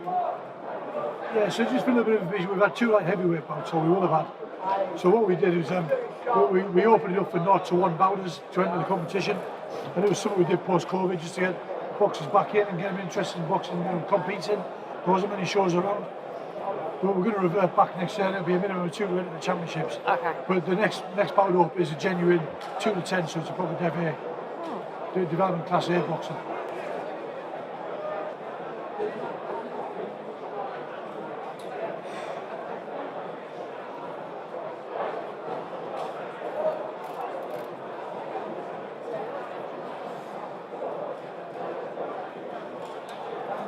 So what's a lull? I'll try and fire out one of these questions again. One of the questions is, how do you think fighters adapt when they know judges might prioritise volume over power? That's a good question. Yeah, I suppose it's probably quite a tricky one, really, because if they know that the judges are valuing volume more, they're potentially putting themselves at risk, because I imagine in their mindset they're going to want to try and throw as many shots as they can, which technically is probably going to put their defence at weaker than starved, so they're at risk of getting caught. And it only takes one shot, doesn't it? And I suppose the other argument is, you don't know who the judges are. You don't know what they're looking for, really. Remember, like with the first half of the show, and you sort of you get a feel of how the judges are doing it. But then we go at the interval, the supervisor sits them down, points out a few things that need to change, and some of them will change the way they sort of judge in the second half. It's not even in football, you get a referee will pick a lot of things up in the first half, but then the second half lets it go, vice versa. Because they realise that they might have made some decisions and then they've got them slightly wrong. And instead of just being right at what to do, sometimes they'll overcompensate and try and go the other way. So it looks like everyone got their chosen music tonight.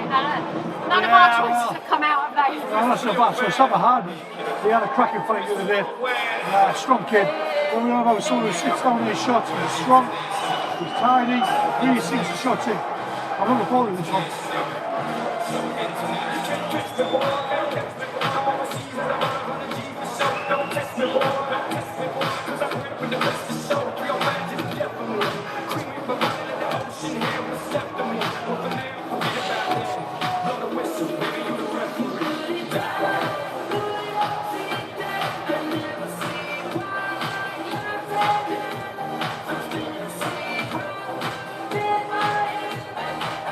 Both boxers in this fight are both scoring boxes for their units. The competition's still tight, so every point counts really. So we're all trying to bring that 5 points home for the team.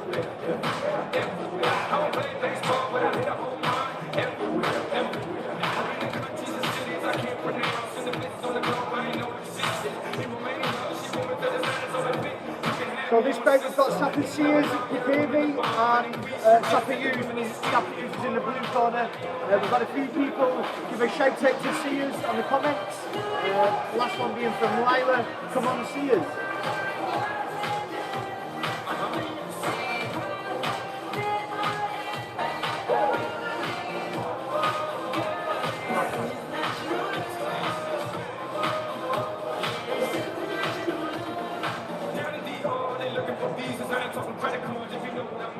I believe the stream's a little bit better as well, so hopefully you're all enjoying it. The eighth bout of the evening is a light heavyweight contest, boxed over 3 rounds.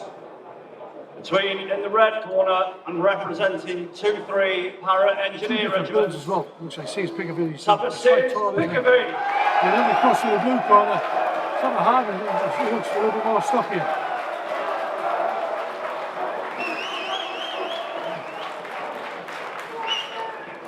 And in the blue corner and representing 2-1 Engineer Regiment, a Hardman.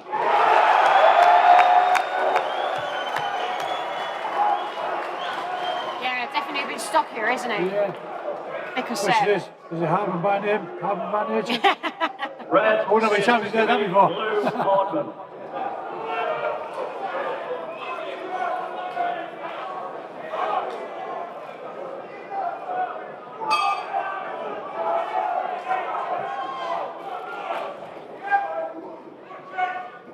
Another shout out for Sears from Alicia. very sharp for their weight, quite quick, aren't they? Yeah.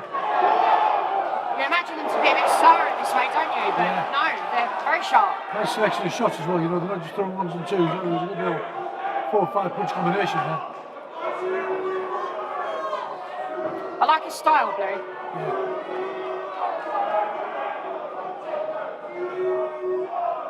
He looks really relaxed, doesn't he? Well, they both do, to be honest with you.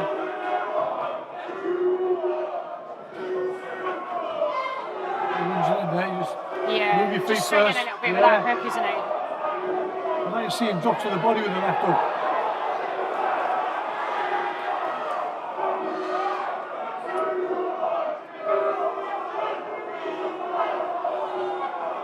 like he's got a bit of a cut. I don't know if it's a cut on the eye or a... Can you see that? Or is that... Looks like his eyes.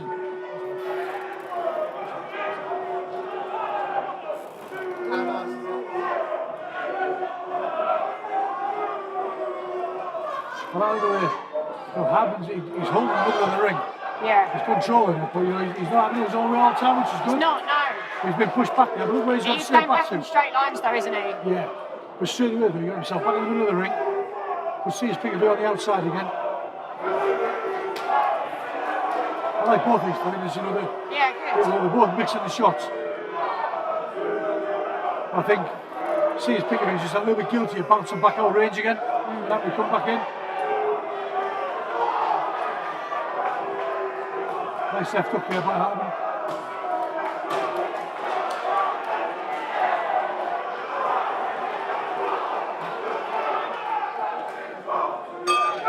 Yeah, he's not had that all his own way, is he? Although No. He's a bit too and fro, you know. They're both having their own successes. Never start a good fight there. It's one of those fights where you think, you know what, probably one of the points where it's one of them lands a good shot. Because it's quite evenly matched and they both have similar strength. But they're both having their own successes. But no one's really dominating.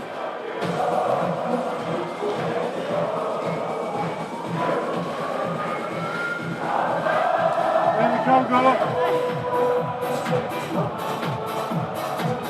just them 2 extra beers they've had during the break.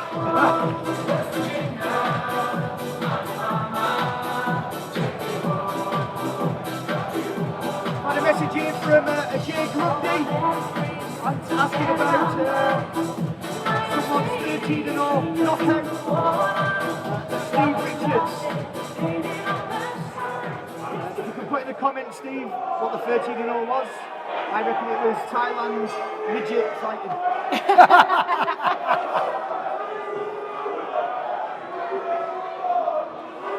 Both Oh, have nice. the pace a bit now, haven't they? Yeah, they're both looking for the stoppage now, aren't I think Blue's going for the stoppage, isn't he? they? He's definitely going for the knock. Oh, lovely shots. Nice shots. Lovely shots from Blue. Landing I'll tell you every what, fair time. play to see his Pirie, he's not backing off, is he? He's going back with his own. No, it's good, yeah. He's coming back now. Need to be careful with their heads, don't they? They're clashing especially heads a with little bit head there. Looks like they're both going for the stoppage. For me, this has been fight of the night so far. I don't know which fight that start, whether we stand toe to toe, who that would suit more. I think it would suit Harman a little more. Yeah. Because Pirie likes boxing on the back foot. Got another message here for Sears. Come on, Sears, PKV, Dad, Charlotte, Ollie and Samuel are watching. And he's doing you proud. He's got some support, hasn't he? He's doing well, he's having a good fight. Both fighters make great account of themselves. I love him. I think Blue may have run the risk of tiring himself out a little bit. Yeah. But I like the way Harman stayed in range, hands were nice and tight, and then as soon as the opportunity arose, he let his shots go again and back out. Good guilty of that.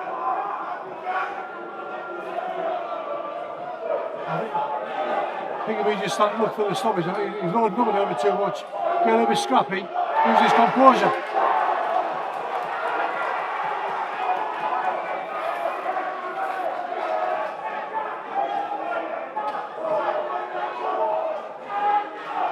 Just falling in a bit now, isn't he, Blue? Yeah. Losing his composure slightly. I think both lost the composure a little bit, haven't they? It's got a little bit scrappy there. I think they'll be glad when this round's come to an end. Yeah. Good round, both boxers there. How do you score that? That's one of the difficult ones to score, isn't it? First half of the round I'd say Blue, second half I'd say red. So I suppose it's just how the judges see that one. What about you? That's a score. Yeah, I don't envy having to be a judge, especially when they're tight. I don't think it's quite hard to score when you're both quite open Yeah. and a bit of a tear up because you're both landing big shots. Nobody's dominating the round. But you're right, are you? Well, if I go with a crowd that's on YouTube, I'll go Sears. It's a close one. It was, yeah. All on this last round now, isn't it? So they're the rounds where it's fine margins, and that's where, you know, to the crowd, you see a bit of a crowd then turning fight, and it's got to turn around. But the judges have got to remain professional and look for the telling shots there. There's quite a lot of telling shots there, but we've got to pick out fine.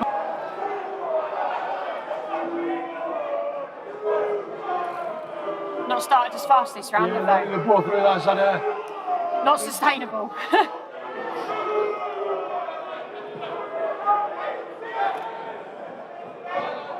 Blue's holding his feet quite well, isn't he? Yeah, he does. Red's probably. He has been the more settled boxer. Yeah. But that doesn't mean, you know, he's dominating. He's just, No, not at all, yeah. you know, he's still getting picked off quite a bit. I've got a few people in West End camp watching. Uh-huh. Hopefully he's taking the edge of the exercise. Big shout out then to Excise Wessex Stone, I think. Hopefully the internet's better at West End camp than it was here to start off with. You can have dial-up and it'll be better.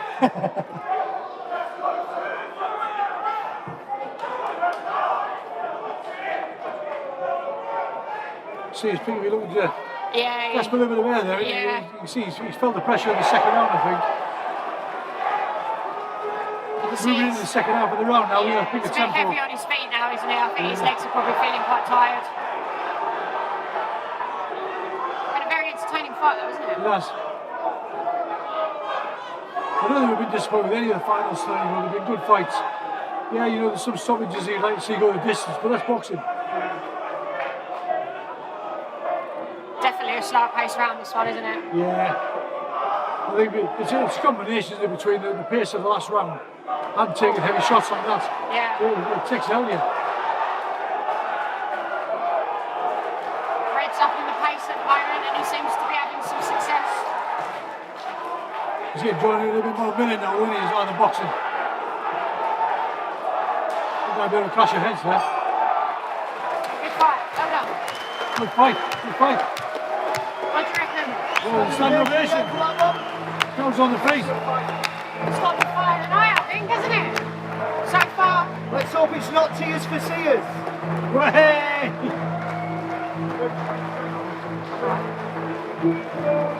Cheers for seers, eh? It's been you a know good what? tonight, isn't it? It wouldn't matter which one gets a decision, because both boxers have to themselves proud. Yeah. But they're giving their all. You know, they're left in the ring. That's what they ask them to do. Standing ovation, you don't get them for everyone. You've got to recognise the condition of these young lads. You know, a lot of people think, well, it's only 6 minutes hard work, but that's 6 minutes intense work. Now, you aren't controlling the pace of them. You know, it's different doing 6 minutes hard work at your own pace. But somebody else, when you want to breathe it, piles the pressure up, doesn't allow you to get that bit of rest. You know, you've got to be conditioned.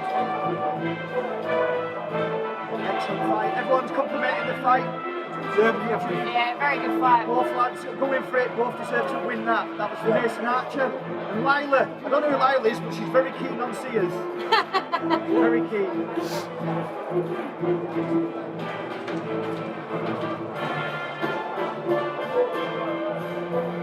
Who are you going with? I don't know, it's like from someone that doesn't really know what's going on. Tough to be a judge at this moment, I think. What do you think, Dave? Wow! It's a bit hard, I can't call it. Honestly, it was such a lose hard draws in fight. amateurs, eh? Yeah. They're going to lose the draw in the amateurs. I think whichever one you look at, you know, whoever doesn't get his hand raised, you're looking at the most gallant boxer there so far. By unanimous decision, Unanimous. Unanimous. Lowe is the winner. So far. I think for me, where you could split the fight and it comes down to the individual boxer, I think Blue had the better technique, the better style, the better That's what I footwork. think. That's what, like we said earlier, with fine margins, you've got to look at who's the boxing ability, the technical ability, how to compose himself. He had a great defence. You know, he composed himself very well. I just think, see his people, he's got a little bit scrappy at times. Right, you know, and if it's a tight bout, that can go against you, which is a shame. Yeah, but two cracking boxers there. You know, both really brave, Yeah, very stood good. there. So how many fights have they had? What was that now then So tonight? they're the top end of the Dev bracket. So I think they both entered on about 7 or 8 bouts at the start of the week. Well, Old sees his dad is come and he's very proud. Well He done should to be. my son. Should be, Yeah, yeah. he should be. Yeah, excellent. And Lila's commented again. She's very keen. Lila, don't know you well, but you did you proud. I'm pretty sure he appreciates a pint when he gets home. We've had another message about Steve Richards' bout. He can confirm it was Thailand. Didn't get that for a minute, Eddie Munster. So what we've also been doing this week as a core boxing team is we've been talent spotting. We've put out calling notices today. We've handed the calling notice out to the boxers and coaches, and we want to take it to the next level. We're going to bring in, I think we've got 34 boxers, 6 coaches coming onto a training camp. Start middle of April, we'll train 6 weeks full time. We'll try and get a couple of bouts in the margins as well, and that's in preparation to go to the Army Championships at the end of June. The core are 2-time Army champions as well, so this time we're going to go over the trio. And Looks like we're in a good place. Looks like we're in a good place. Will the fights be internal or will they be inter-club for city clubs? So the bouts I'm going to try and get it for warm-up bouts will be probably get city clubs. City clubs, yeah. But you've got to do that just to bring that level of experience. Yeah, variety as well. So we've got Lance Corman Lamont coming in after 3-3 Engineer Regiment. He's an ex-reservist, transferred regulars. He was a reservist in 202 Field Squadron.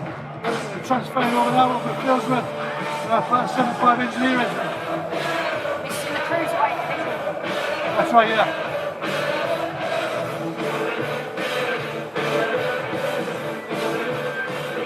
So we're watching the prelims, and he's a strong kid. He's a bit heavy-handed, you know.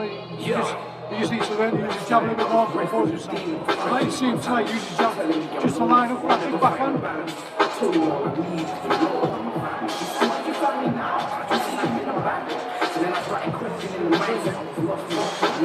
Sapper making his way in now. Got the gold Jacqueline here. Come on, Cameron. We're all rooting for you. Love you.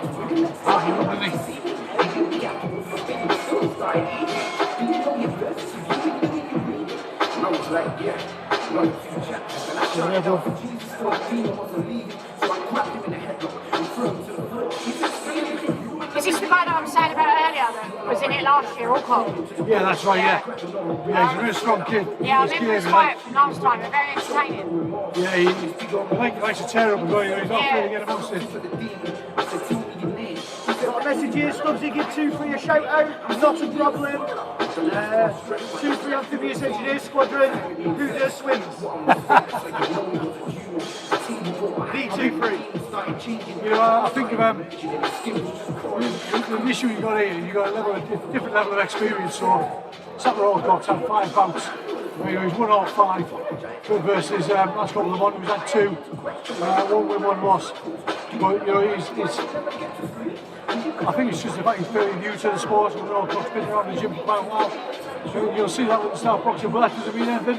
You know, if Lamont can land his backhand, then he can do some damage. So that might be a slight height difference, is there? It's hard to tell from here, isn't it? Yeah, there is a bit, but when you watch the way Lamont boxes, he sits on his back foot a little bit, so he sort of makes the height work for him because he takes it away from the target. Yeah, causes him to overreach. Yeah, that's the problem. Between in the red corner and representing 3-3 Engineer Regiments, Lance Corporal Lamont.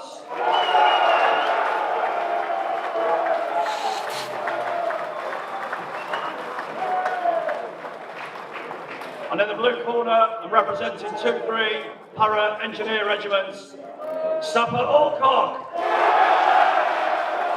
He's got a lot of support here tonight, hasn't He might be called Alcock, but has he got the balls for this fight tonight? he? He's on fire tonight, isn't he? Red Lamont, blue Alcock. Has he gone up a weight this year? Yeah, so we last seem to remember last him being year a he was light lighter weight heavyweight, last night, yeah. We wanted to bring him down to 75 for the core team, but he was quite comfortable at 81. He chose to stay that way. Like you say, this year, you know, he's gone up even more. But he seems to have bulked up a lot more as well.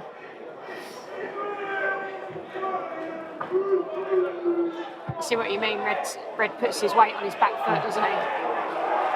Oh, some strong shots there, isn't there? Yeah. It's like a grenade.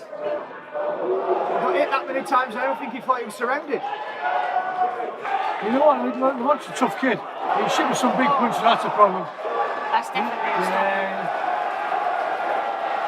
Yeah, well against there.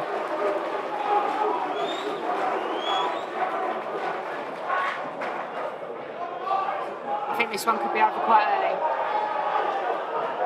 Could be a Just too much, it's just too much, I You think. can see the levels of experience, you know, the difference. I think the ref should make a decision to... Why is Alcock leaning in the corner? You know, yeah, that's fair enough. Well, that was a quick one. I think the referee wants to get in that mess another beer. It's the right decision though, really, wasn't it? Yeah. Don't want to risk Red getting hurt. It was always safeguarding. Shame. But well done, 2-3 Parachute Engineer Regiment. There you go, Coots. I've said it. A guy with a nose who can smell a Sunday roast on a Thursday.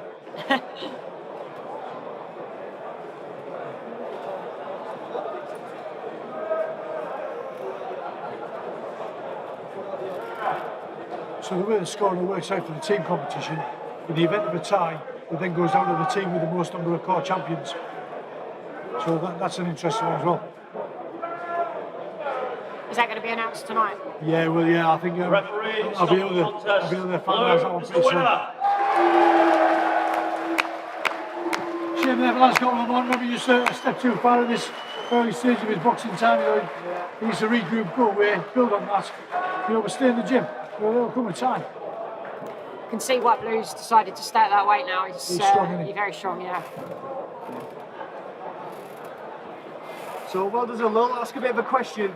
So my nephew's just started boxing, Roddy. I got a video sent the other night. He's only 12. What should he do and prepare for to make him a better fighter? He's only 12. So what should he... I think for me it's consistency. I think especially if you're starting at a young age, it's about turning up every session. You've got to put in that effort to be able to get out of it, I think, haven't you? And enjoy it. Just remember it's a sport, you know, at a young age like that, if you take it too serious, your life can pass you by. You know, before you know it, you've lost your teen years, you know, and then because you're committed for so long, it is a big commitment. It's just a case of just enjoy it, treat it for what it is, and your time will come, you know, and just remember your age, still be that kid, you know, but be in the gym, enjoy it, have a dance around, do what you need to do, learn the skills and drills, but don't become cocky. Because you get some kids who go into a gym, and because they've got a bit of a natural flair about them, they let it go to the head, and they just lose focus. But you know, you like to see young ones in the gym, because it's good, because a lot of them are there, they want to learn. You know, it's passionate.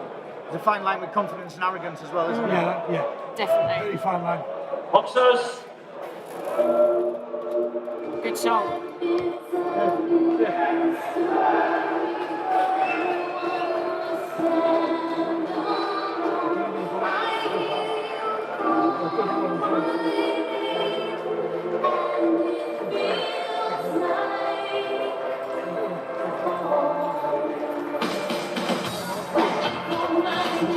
So we've got Sapper making his way to the ring now.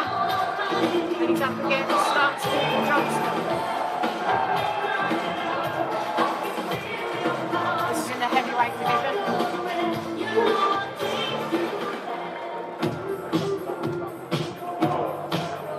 This is Armstrong Johnson making his way in a minute.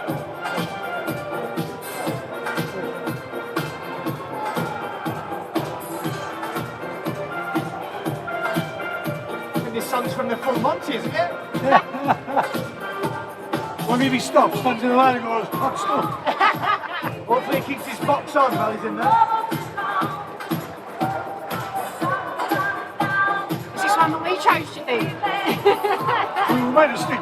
Yeah, I think we could have done a bit of a stitch over here, couldn't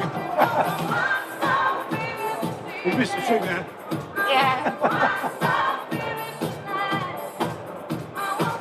We're getting compliments about the stream now, so it's gone from one extreme to the other.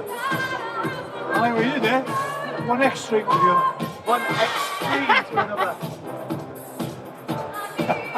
I'm here all week.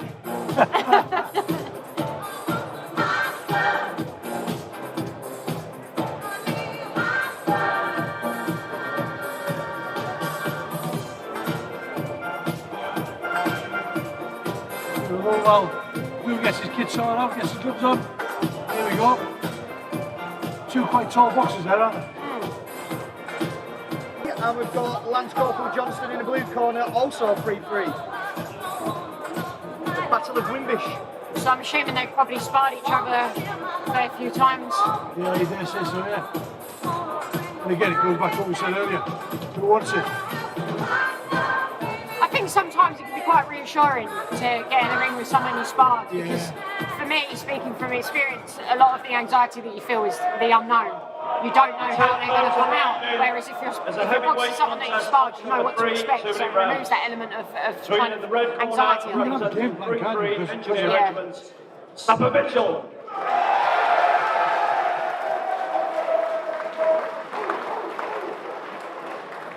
And in the blue corner, representing 3 Engineer Regiment, Lance Corporal Johnston.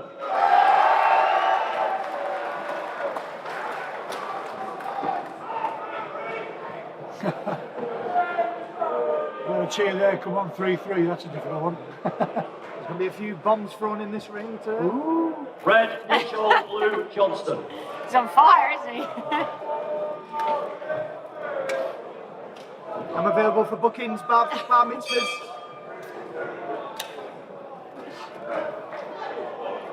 They've got to sort of, they've got to search that target area, don't they?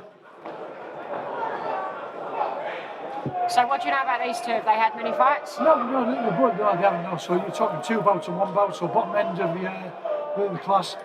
But again, you know, if you look at the experience levels, they're not scrappy as such, so they're not your raw novice stance or anything like that. You know, there's a bit of a relaxed look about the two of them. I think Blue's just bringing his chin up in the air a little bit as he throws. It's just leaving himself open to get caught there. And that's the basics, isn't it? You know, that's day 1 week one stuff in the gym, you know, tucking your chin in, protecting yourself. You know, that's where the off button is at the end of the day, isn't it? We used to do it by putting tennis balls under our chin to keep it tight to your chest. Yeah. What happened when you drop a tennis ball? Press ups. Yep.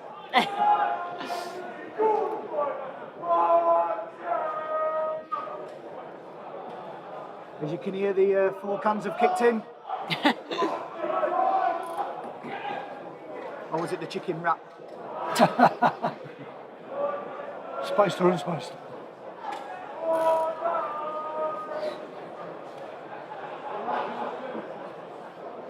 Interesting choice of defence from Red.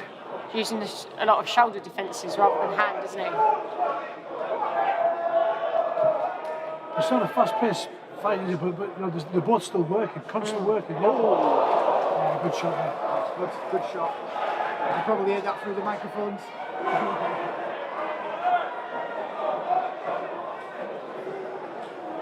I think Red looks just a little bit more composed. He does, doesn't he?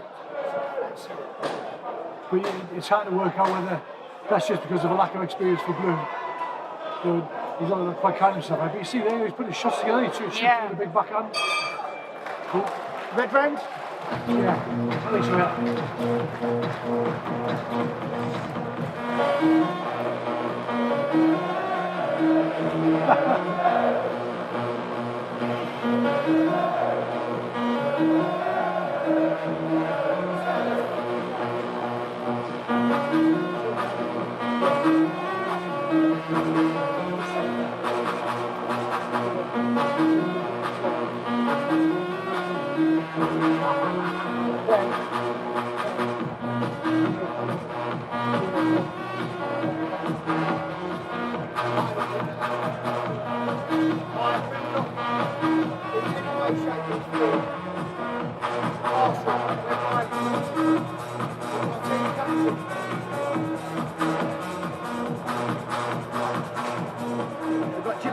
Here from Catterick, one's up at 2-1 now. Stubbsy found some decent Wi-Fi. Extremely. Yeah, I didn't realise you were actually solely responsible for the Wi-Fi and stuff. Well done. I'll take that. It wasn't me at the first. Timu Gold member. Timu, good comment that one, wasn't it? Oh. Couple of big shots landing there, aren't there? Yeah, I think Blue's just losing his feet a little bit as he's coming in. He's bringing his feet together, which is making him quite unbalanced. More, doesn't he? A bit of pressure. More bothered about his fringe. It sounds daft, you know, but that can sway things. So if a shot comes in, and you hit with a decent shot, it doesn't affect me. It was never a problem I had. Your fringe retreated a long time ago. It was like an advance pain in the back of my neck.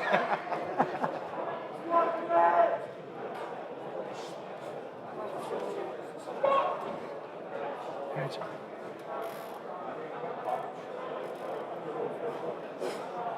You can sort of sense in the crowd, there's not many people come down from Wimbish, I don't think, because you've got two boys there, both the same regiment. You think the regiment will get behind him, but if you've only got a small crowd behind, you know, the other spectators don't really have a vested interest in it. They don't know them. Bit of a shame, but I think the crowd needs to get behind him, fight the fight a little bit. Sometimes it can make all the difference though, can't it? If you're coming out to a big crowd, it just spurs you on, gives you that extra boost, doesn't it? I think one big hit, and I think it'll liven up in there. Like that. That was a big right hand over the top. I mean, it'll take a massive hit to get them Chelsea pensioners on the feet.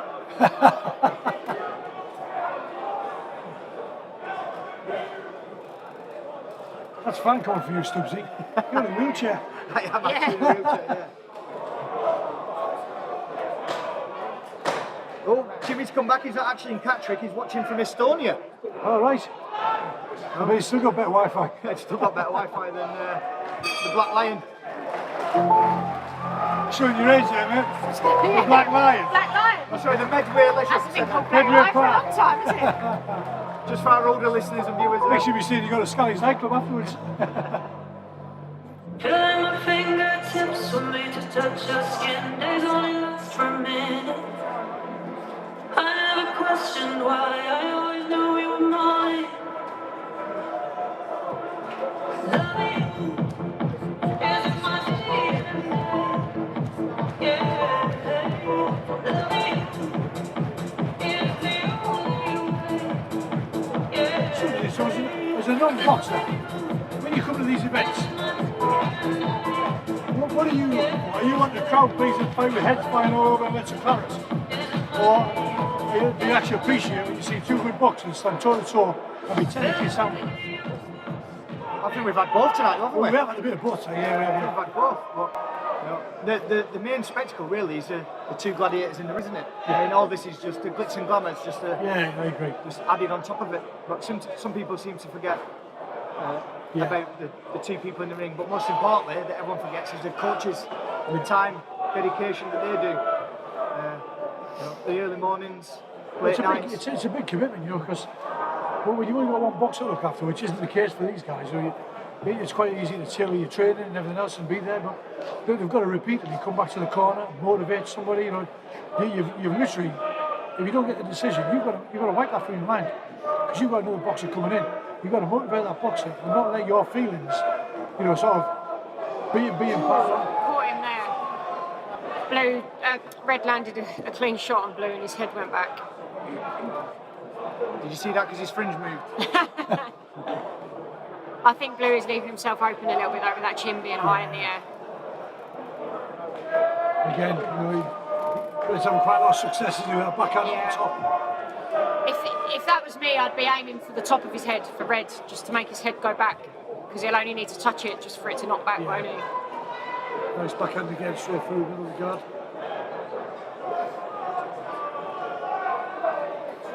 Good use of the jab.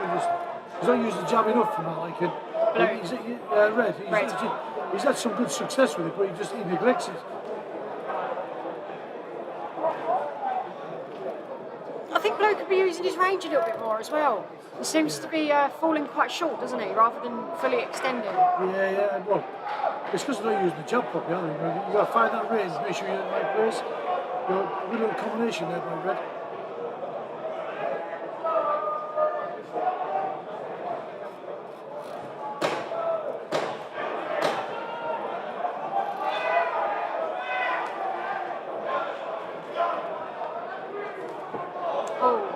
Good jab landed by Blue there. Very even bounce. I'll be giving that to Red.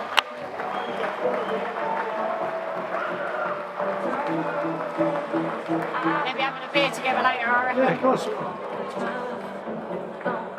So from one Mitchell to another in the next fight, we've got the former court champion. He's come back into the boxing gym now, Coulter Mitchell. He had him back down here a couple of years ago when he won the court championships. Took him to the Army individuals. And he, I like his style for the super heavyweight. He can move, he's got fast hands. He's on a brand new bird. We watched him boxing today. Equally, he was quite tall. He boxes well.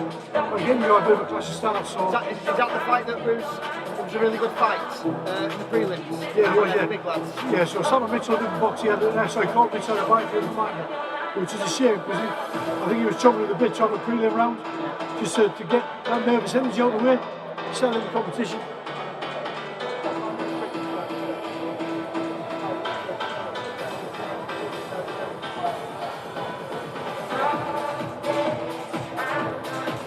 Red. Yeah, red, I think. I think he just looked a little bit more composed, landed the cleaner shots. I don't think too many disagree. By unanimous points decision, Yeah. red is the winner. Yeah, that's fair choice.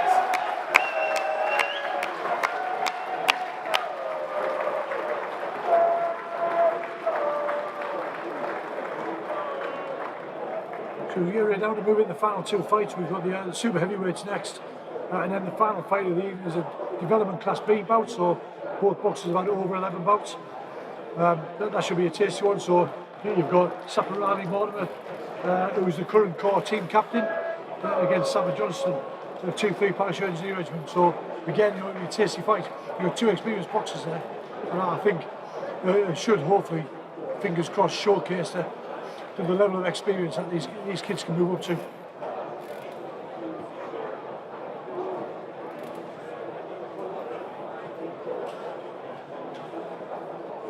That's the stream. Is it still going strong? Stream's still going strong, yeah. That's good. We've even got a whoop whoop from Jessica Wakelin. Go James. A little smile on his face down there.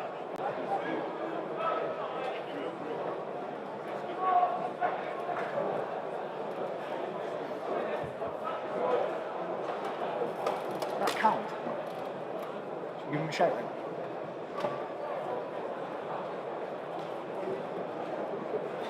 So we was talking about the boxing in the ring and the glitz and glamour. A bit of a shout out to Prestige Events. They're the ones that are showcasing this tonight. They do a lot of boxing events. So anyone that does regimental boxing and requires some lighting, some rigging and all that sort of stuff, Prestige Events, give them a holler. I'm not getting paid for that.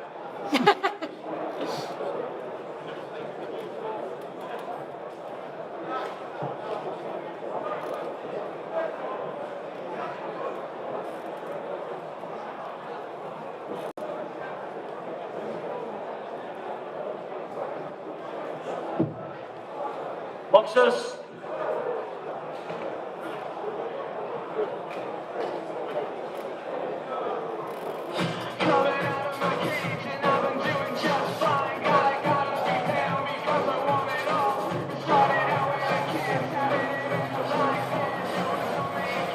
This is Corporal Mitchell making his way to the ring now.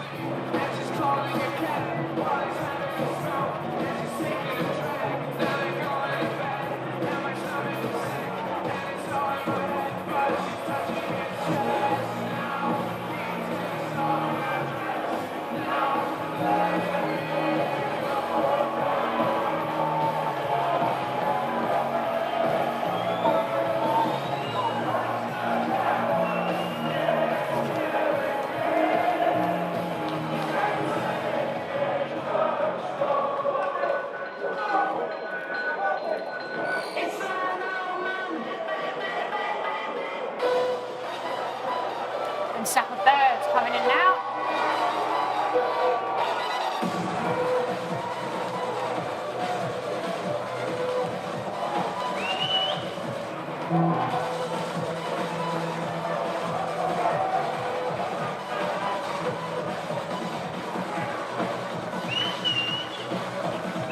So how many of these have Dave? So Sapper Bird's quite an experience. He's only had one fight. He won that one. Whereas Corporal Mitchell I think he's kicking around about 8 or 9 bouts now. 9 bouts? About 8 or 9, It's he's quite got quite a bit of experience experience behind difference him. in his fight. We spent a little bit of time in the pro gym as a sparring. He's done a bit of sparring a couple of years ago. He was really useful. Up in Sheffield's gym up in Derbyshire. We're putting up there, a couple of pros have fights coming up. Some of the big lads. Mitch was having to jump in and do some sparring, so mutual benefit. You know what? He puts himself really well. He's up for this tonight, so let's see what happens. We'll see what heavyweights, isn't it? It's one punch to change everything.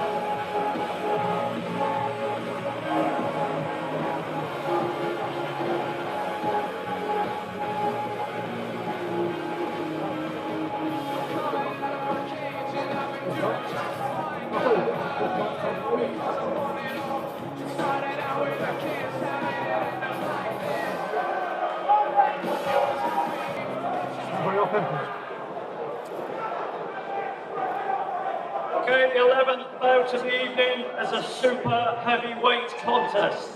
Boxed over 3 2-minute rounds between, in the red corner and representing 3 Engineer Regiments, Coulter Mitchell.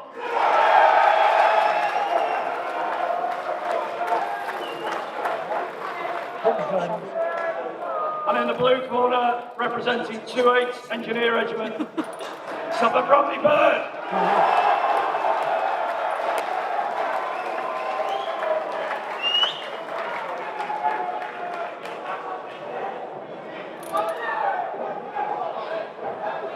Red, Mitchell, blue, Brompton I'm Barracks. looking forward to this. It'll be interesting to see how this goes. This is a bracket anyway, a lot of big hitters.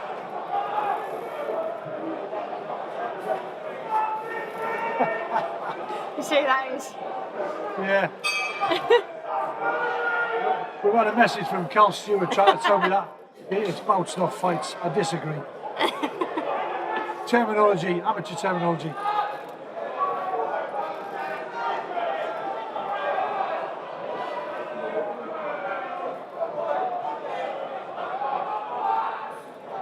Mitchell's done quite relaxed at the moment. He's just allowing him to fade in. Surprised Cal's not here tonight, actually. Yeah. It's changed.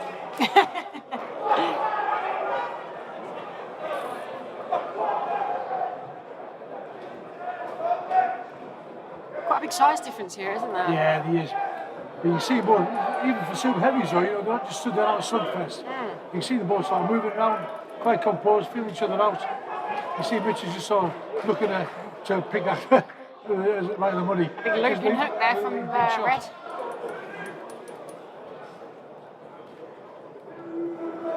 I know Mitch hasn't rushed his work, and well, neither of them, they all very well. But they both sort of keep themselves composed and try to look for the shots.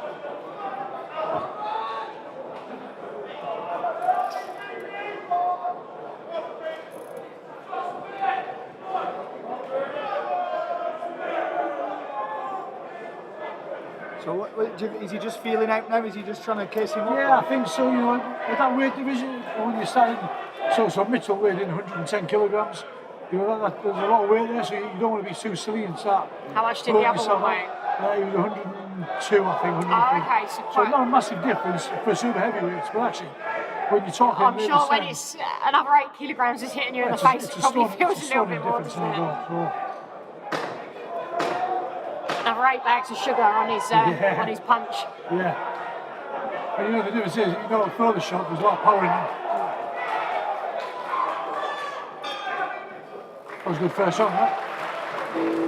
Both boxers, you know, well composed, box tidy. Who are you going for that one? I think it was still dominated slightly by Mitchell, but it wasn't as clear cut, you know, he didn't have his own way. It was quite good to see Barry Bird having his own success as well. Yeah. Singing sweet songs of melodies pure and true. Saying, this is the message to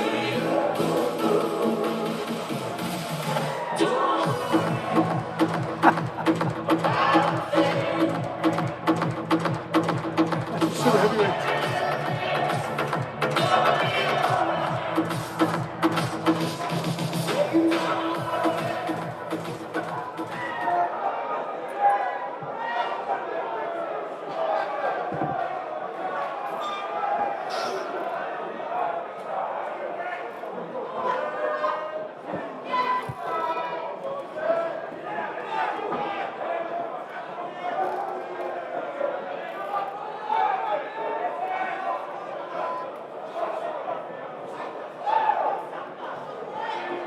So Red seems quite happy, having his hands quite low. He seems quite relaxed. He's not really been caught a massive amount at the moment, has he? So he's able to get away with it. He's sort of letting Bromley Bird come forward, isn't he? He's trying to catch him out left hook on the way. Yeah. He's had a little bit of success with it, but it's not actually stopping Bromley Bird in his tracks. He's not quite Still walking through them, but he's still coming forward. His defence is better, I think, Blue, isn't it?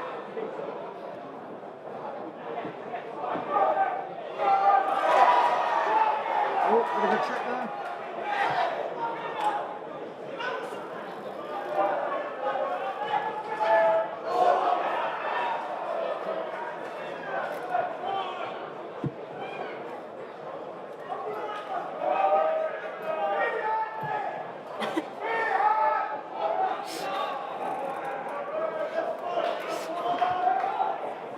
He's still having a little bit of success on left hook, but he's got to change angle after he's thrown it.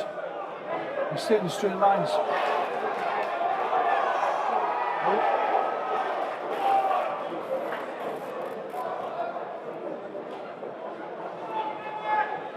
Both trying to load up a little bit there, aren't they? A little bit of ring craft from Mitchell there. He's showing a little bit of experience, spin out the corner. He swats one of a nice backhand. Reckon they're saving themselves for this final round? I think so, yeah. You know, it is a case of, well, once it goes to the last round, you've got to empty the tank, don't you? You know, the super heavyweights, you don't generally box fast anyway, you know, it's all steady away.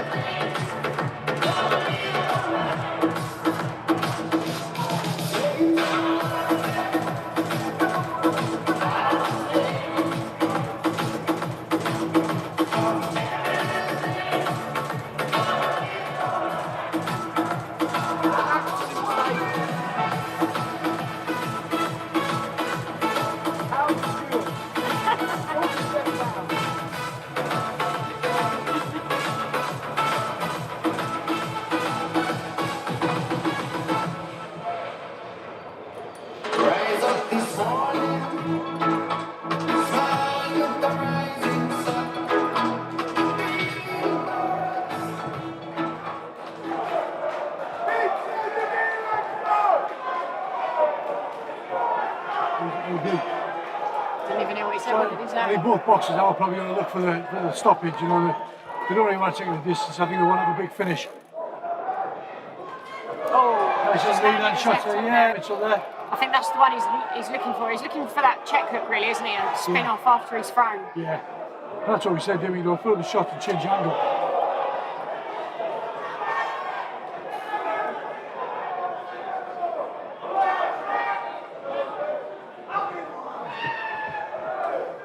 Nice little uppercut there as well. Oh, he just got caught on his way up there, didn't he? Yeah.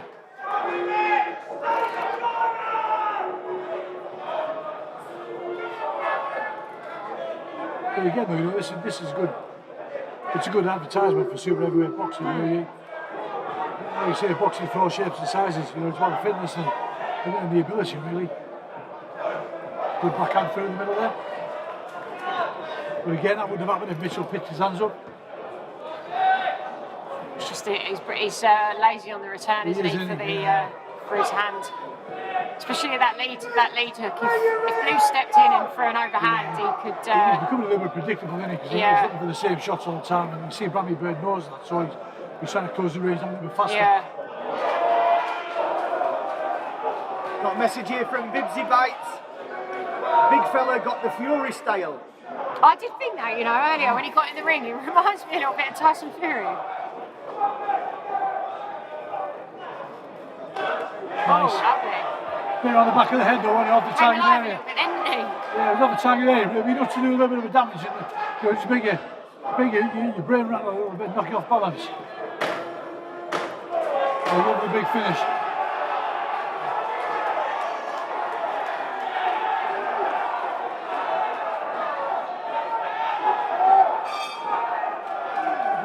That was a good bout. Right, fantastic. How are you calling that one? Yeah. I thought Corporal Mitchell landed a few more. Yeah. It's a tight one. I think if he gets in, he's only just edged on the score, you know, you're right. But again, though, you know, You know what the judges looking for, what they're seeing, this is going away from their perspective. I think we're on agreement, it's probably red just.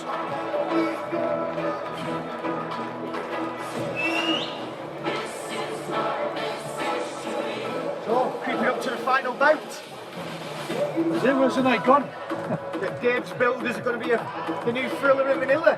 Well, but I think I tried to build it a bit of a sell, you know, for some top quality boxing. You know, we have it every year where we try to put the deaf bees on at the end because of the experienced boxers. But they are more senior, the others have got the experience there. But it's a bit of a showcase, good finale. And I don't think, knowing both boxers, I don't think they'll be disappointed. I think they're probably going to stay in range quite a lot. And good defence, there'll be a variety of shots, whipping up and down. Have either of them boxed so far this competition? No, it was straight final for these two. Straight final for these Yeah, two. that's So they're going to be fresh? Yeah, that was just because of the experience as well, you know, we didn't have another match, otherwise it would have been good to get them a run out. By unanimous points decision, red is the winner. We also called Mitchell fixed the court champion title.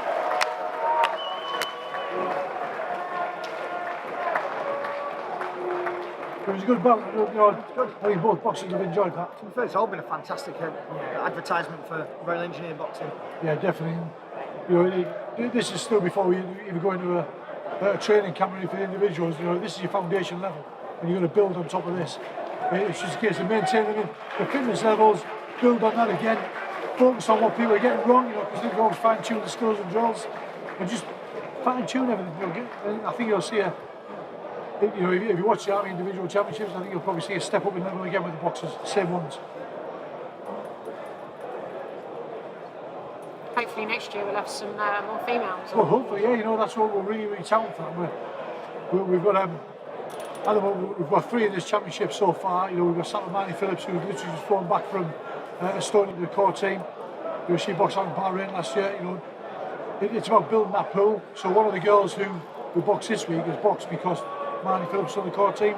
She's about inviting people in. You know, but it is because it's a male-dominant environment. I mean, we've had is it Ebony Jones? Yeah, Ebony Jones. Yeah, she the pro work. Yeah, well, she boxed Team GB, so you know. Top level boxing. She was a build fight recently as well, wasn't she? Yeah, that's right.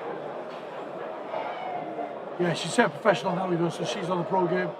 You know, we've had other females in the core who you know, sustained quite for some time, but unfortunately, you see, you know, things either change in the career or they change it, you know, they get out of the army and move on. So you're just trying to we're getting a bigger pool of females in the core in general. It's all getting them into this sport, you know, not letting them sway off to different ones, and that's what we're trying to do, where we have all year round boxing, where whether it's competing and training, run like a proper club, so they've got somewhere to go and be part of, and not just when it's training camps, because you don't really build on success if you just do a training camp for 6 weeks and just drop it again. You've got to be training all the time, like we said earlier. You know, it's about being in that gym. It's difficult with females with sports because they play a variety of sports as well, don't they? Trying to pigeonhole them into one sport is quite difficult. We're now approaching Bout and 12. Please remain seated after this bout do other sports. set So up once for the final prize. Boxers! They'll go play football, they'll do whatever they want to do, just to maintain that fitness level. A lot of boxers come over, a lot of footballers, come over to boxing to improve their footwork, don't they? Yeah.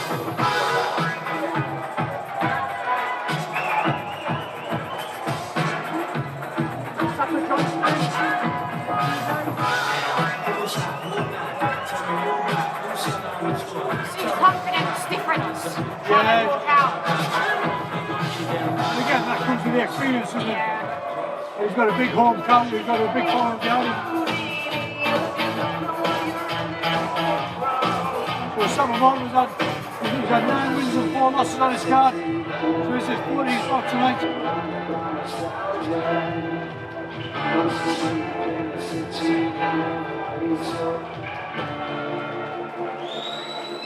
She wasn't late, by the way.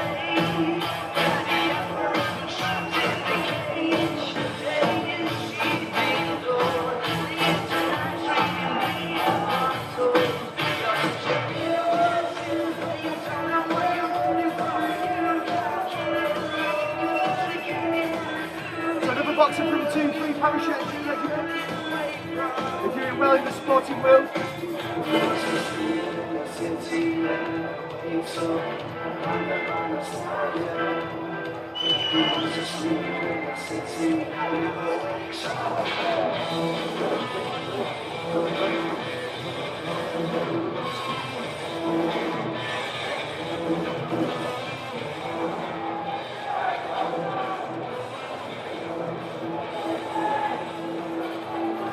Two boxers now, you know, feel really comfortable in the ring. They've been doing it for some time now, you know.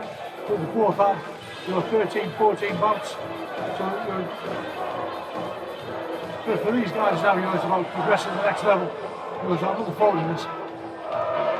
This is what the rest of the boxers can aspire to be, isn't it? Yeah, of course it is, yeah. And this should be the big sell, this is what you should be aspiring to be. Believe in it. Okay, This is still development boxing. The 12th bout as a middleweight contest boxed over 3 2-minute rounds. Between in the red corner, representing 2-3 Para Engineer Regiments, Sapper Johnston.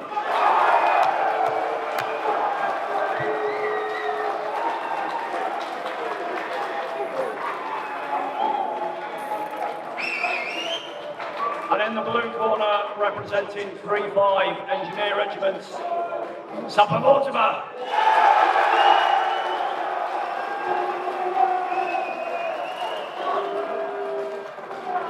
Was Mortimer on the show last year as well? Yeah, he was, yeah. He went off. He boxed in the Army Championships.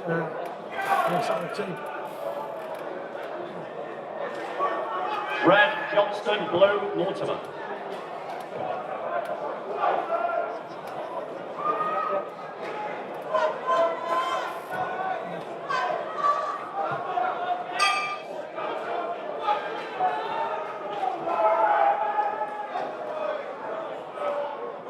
Very well balanced, both of them, aren't they? Yeah, so both these boxers, I think they've done a bit of sparring before together. They've been sort of doing a little bit of a joint training camp, so they'll probably know each other a little bit as well. Some nice thanks coming from Blue there.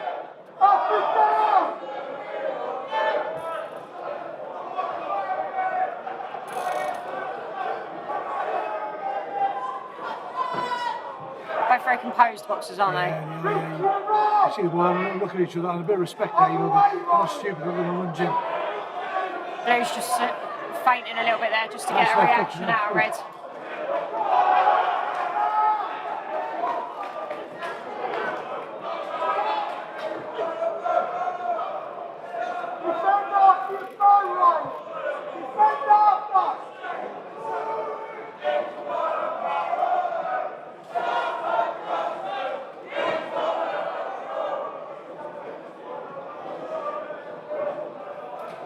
It's hard to score at the minute, isn't it? It's one of those boxes you just want to watch, really. Yeah.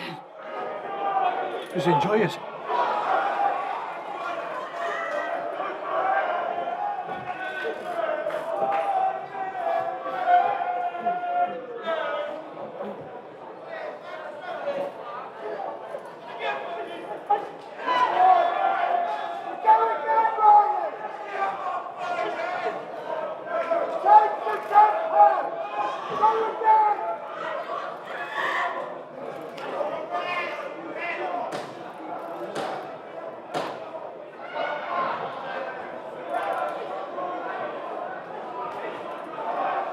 Red seems to be on the back foot a bit more, doesn't he? Yeah, he's just pushing him back a little bit. You see, Martin was there, the shots go a little bit more, isn't he?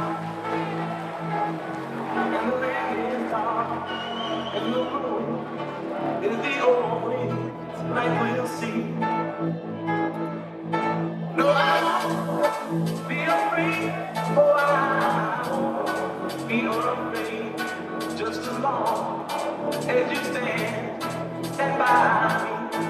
So darling, stand by me. Oh, stand by me. Oh, stand by me. Stand by me.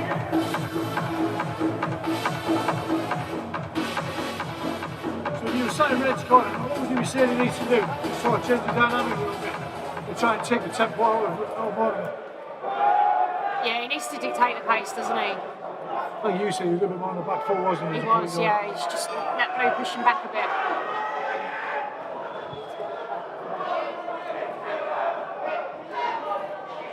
It's just that edging, isn't it? You just need to edge forwards. Only very slightly. Yeah, yeah.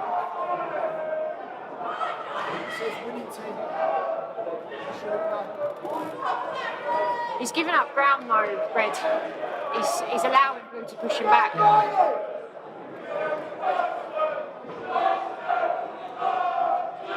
Right now, instead of staying foot, if he just edges, very slowly edges. But like there, he's taking ground away himself, again. Yeah. He's done the hard work getting in. Yeah, and then he steps back.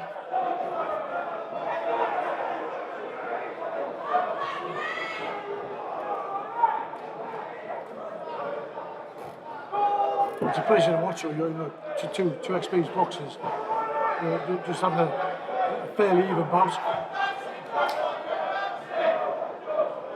Is that a blow to the back of the head? Nice uppercut, beautiful. Was that uppercut and half, wasn't it? Yeah. I think he felt that a bit, didn't he? And they're quite over, you know, some catch an uppercut on the way in because you're not expecting it. The uppercut comes after a shot normally. If you can pull it off where you're leaving the uppercut, you know, it's not normal. A bit more success now by Mortimer.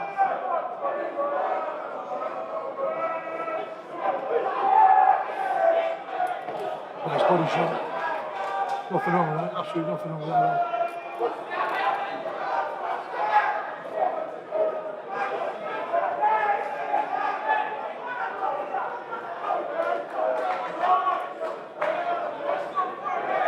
Like there, he should be taking the ground rather than stepping back, unless he's more comfortable on the back foot, maybe. Yeah, I guess.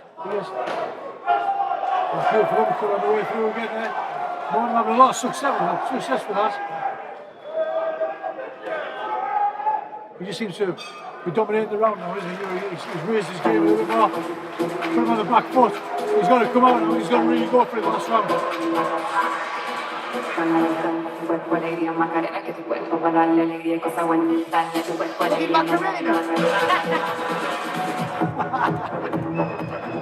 a bit of a techno house version, isn't it? Disappointed with that sweet Caroline. I made it a bit, no. I'm sure someone chose it. Maybe they changed it last I reckon they'll minute. play that one on the box again, so. Yeah.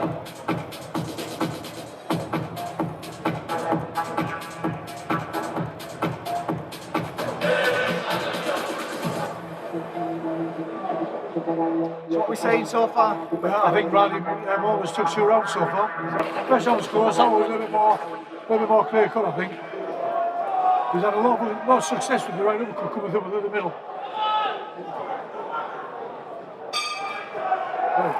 No, sorry.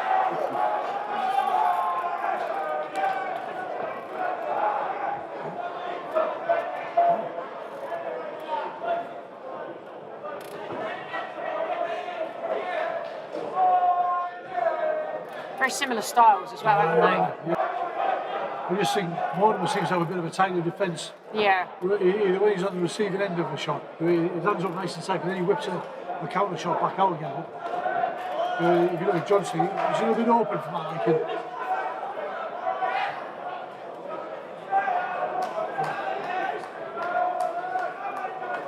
Again, you know, we're saying he's still dominating the ring, isn't he? You know, he's in the middle, pushing him round on the outside.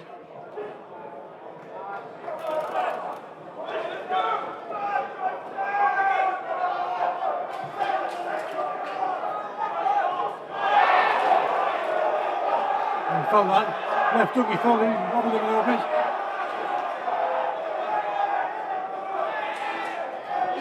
Red's leading a lot with a hook rather than the straight jab, isn't he?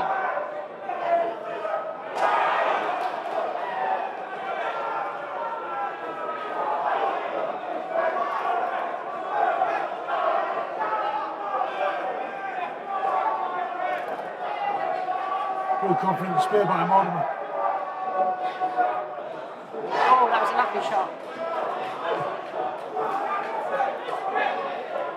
He's landed 3 clean overhand rights now, hasn't he?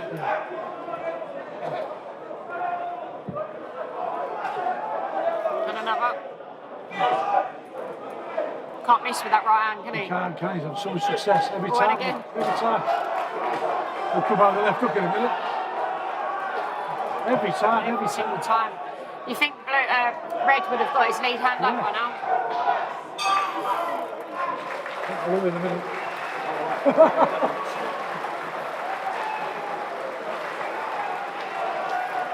This is the as well, I think this minute. I won't tell you. Second blue. No, yeah. Yeah, blue. I think he thinks that as well. He landed a lot more cleaner shots as well, Blue, didn't he? Couldn't miss with that right hand.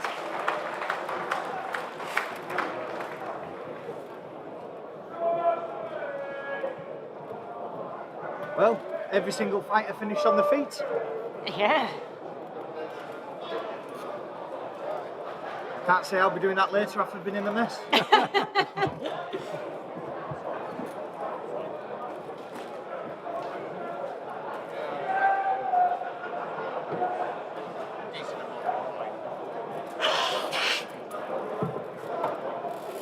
Well, it's been a fantastic event. Yeah, I think it's really showcased Roger boxing this year. It's good to see. So having 10 regiments represented from across the corps is a real positive step. We started off in the competition with 77 entrants. We had a number of dropouts leading up to it, so we started on day one with 54. But 54 is still a good turnout for boxers. It's a very good turnout. It's a good pick-up pool. And on top of that, 1,300 Sappers and Sapper family travelling definitely, yeah. far and wide to come and watch it. And the millions down in from home. And the millions Millions, around the yeah. world. The 120 people that are online. How many? It was a cracking fight. About 200 on and off. I felt very confident saying that Mortimer's definitely won that one.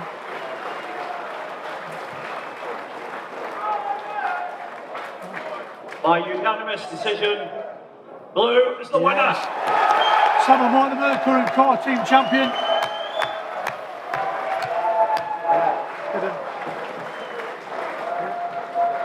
WO2 Gilmore and his PTI crew did a fantastic job setting all this up.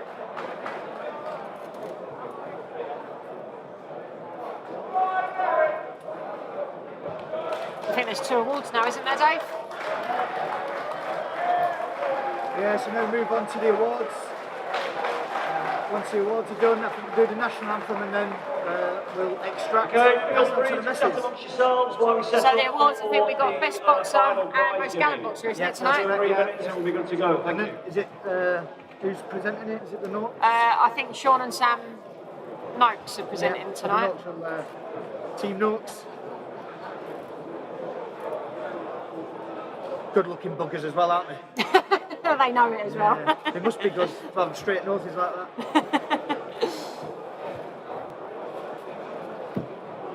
Their mum Sharon's come with them tonight as well, bless her. Yeah, I don't think anyone will be chatting Sharon up tonight with them two on the side.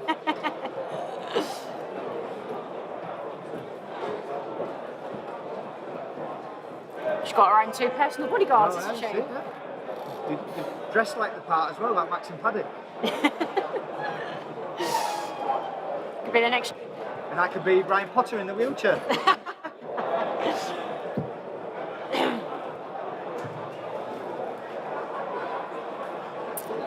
think they're making their way to the ring now, are they? Yeah, they are. Yeah, we'll get all the boxes in.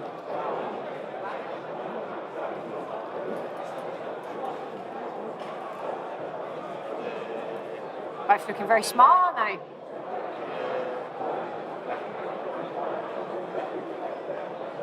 I think I could take them. Even on one leg. Yeah, even with the Berry Bomber will come out.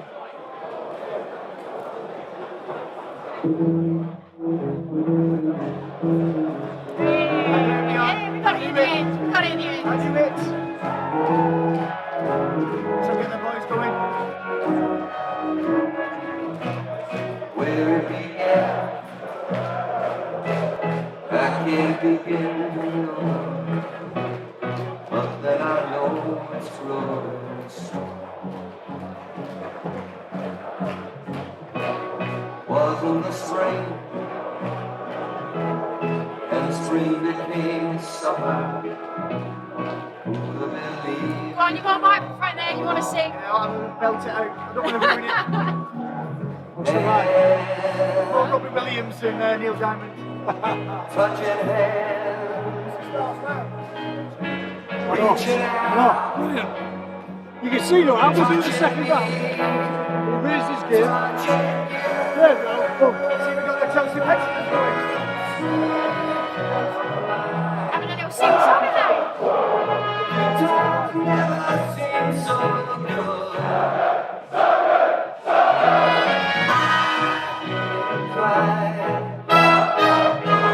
To believe there never was.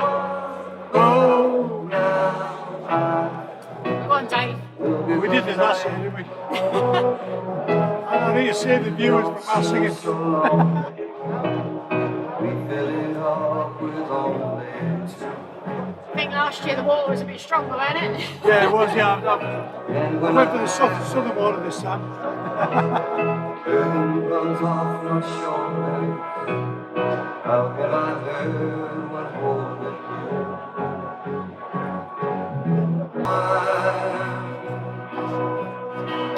Touching warm,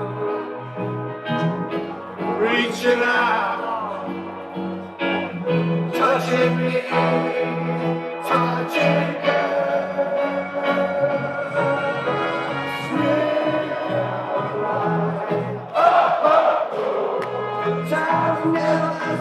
My wife been doing it beside her, she's been singing about shit.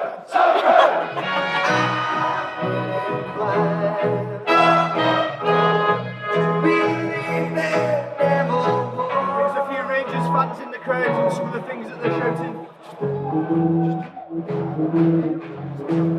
Oh, there you go. Jump over.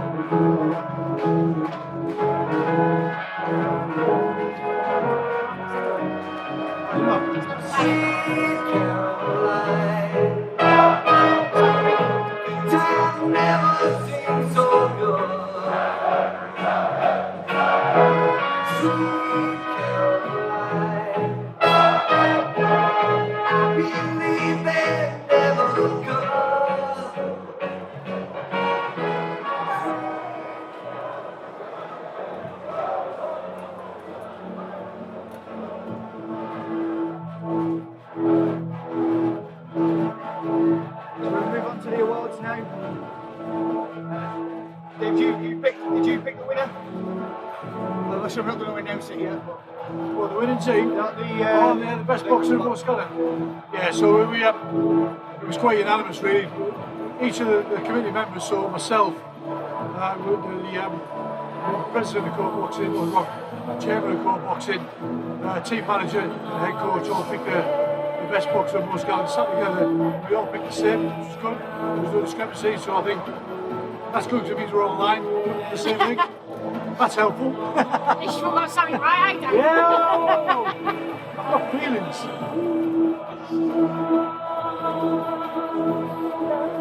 Was that a dig at my gloves incident earlier? I mean, what a mistake.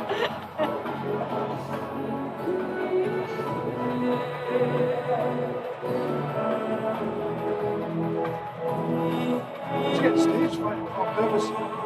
It's because you made me nervous at my stage fright. So it's just a bit of a lull now, just while the boxers get themselves sorted out. Do postpone medicals, get them all lined up, and then we'll bring the boxers into the ring.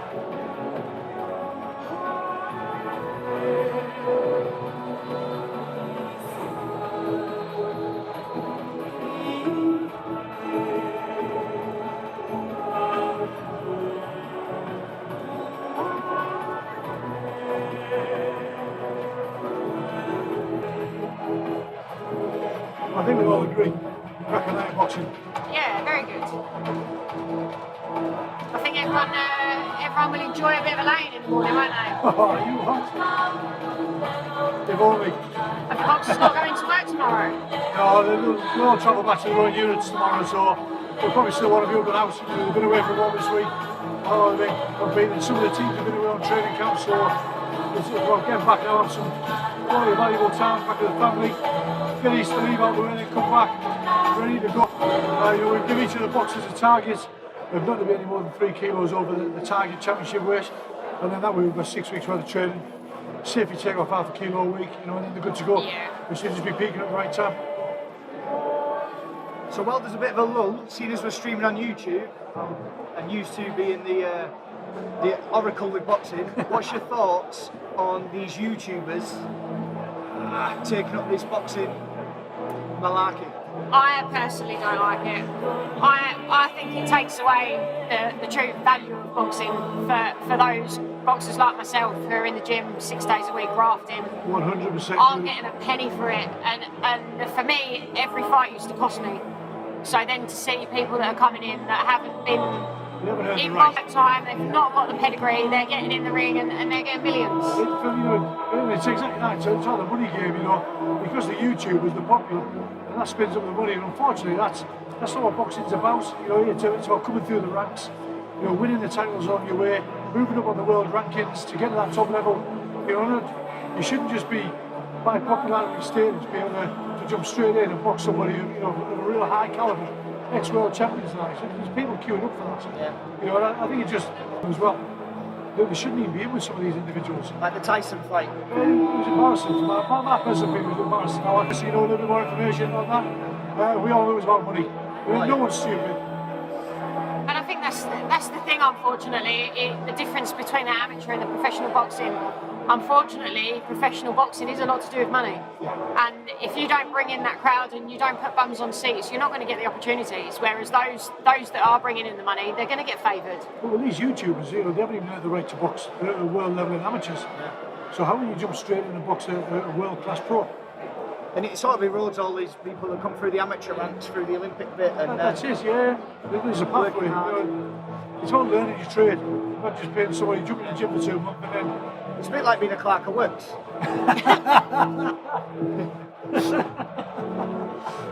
I suppose, yeah. If you look at it that way. You're probably just upset quite a number of people, man. The stream's gone down from 100 to 35 people now. Yeah, but once they've done the maths and produced the report, we'll come back to you about it. I love the clerk of works cohort. Love it.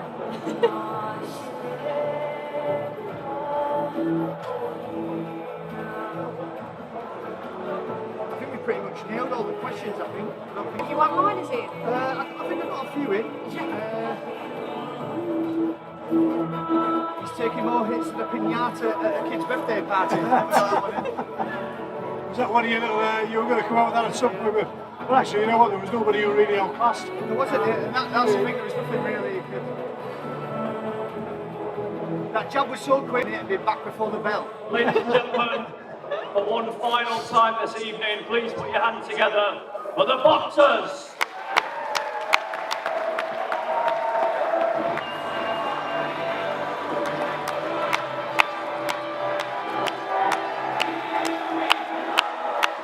World champions now walking in with the belts over his shoulders. Crowd is punching on the vernies. Court champion in 2025. That's one to go forward with, you know. We'll move on, hopefully progress to Army champions. And it's onwards and upwards. Great to see, great to see.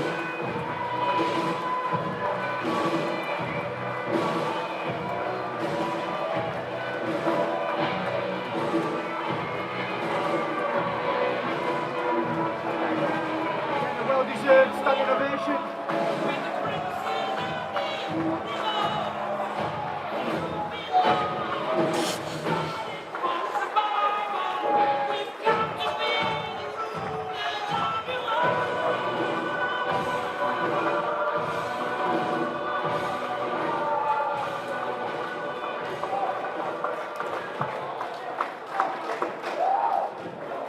What a moment there for these young boxers, you know. They stood there and had the belt over the shoulder, you know. Yeah. At this level of boxing, you know, you're not be telling the club showing you get a small trophy, or if you even get that, you know. So it's a prestige event, and then to be able to go back to the units, a bit, you know, and show off what they've earned, showcase what it's all about. It's a nice belt as well, isn't It's it? really nice. Looks similar to the Commonwealth belt. I can only imagine the smell of BO in that ring right now. You have no idea.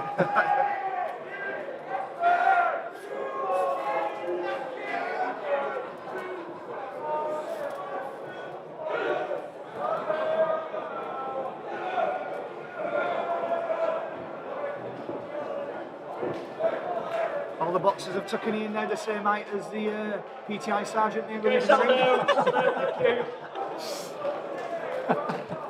So this evening we had a number of honoured guests. It's a great pleasure to welcome Sam, the Midge Notes, British, Commonwealth and European lightweight champion, give out the award for this evening's best boxer. Woo! Go on, Midge!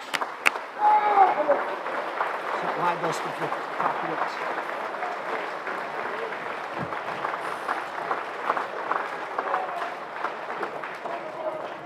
This evening's best boxer was voted by REBC. The best boxer award goes to Sapper Hardman. Good choice. Hardman by name, Hardman by nature. Hey, you know what? It was a cracking fight, wasn't it? You know, I think we'd have struggled. If we had the old award of best fight of the night, we'd have struggled. I mean, there was a number of them that could have been in contention. That's something special for the boxers as well, to have people that have already achieved in the sport supporting those that are coming Accompanying through. Sam this evening is his brother Sean, the Notes English welterweight champion, and here to give out the award for most gallant boxer.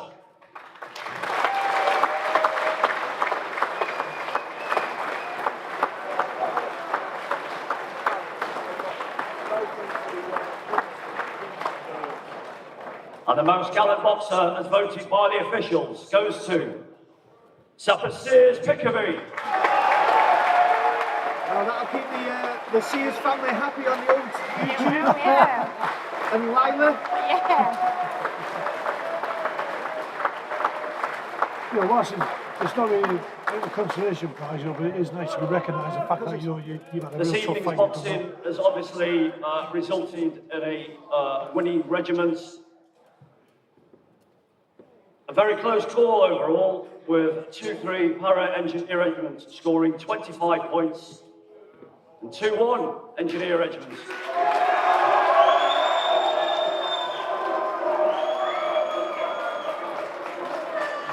Also scoring 25 points. Is it time? Therefore, tonight's winner of the Royal Boxing Championships 2025 goes to 2-1 Engineer Regiment. So the reason why it was a draw on points, so the only way you can apply the next level is it then goes by number of champions. 2-3 para and 2 champions tonight, 2-1 engineer regiment and 4.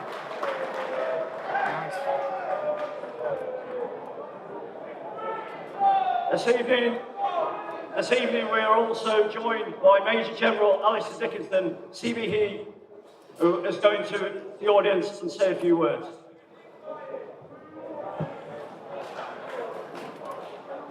Ladies and gentlemen,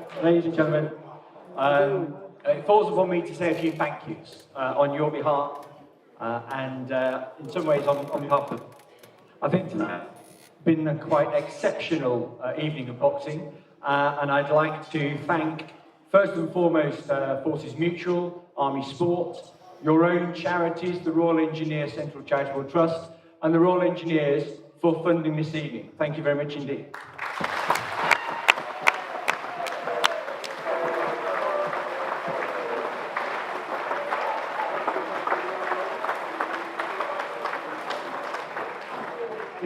In addition to that, these, I'm sure you'll agree, these facilities are quite excellent. And I'd like to thank on your behalf Medway Council, who have allowed us the opportunity of using these facilities. And I hope you think, and they think, that we've made use of them. So thank you, Medway Council.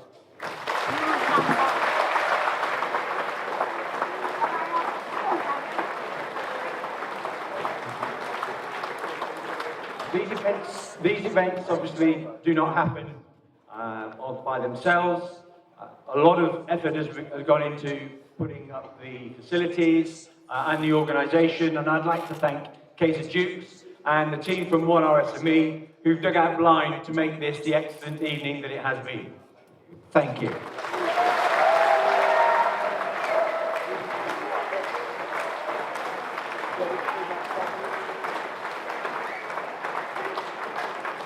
And a couple more thank yous, and I'll leave you alone. Firstly, again, I'd like to thank the judges, the officials, the timekeepers, the medics, and the referees.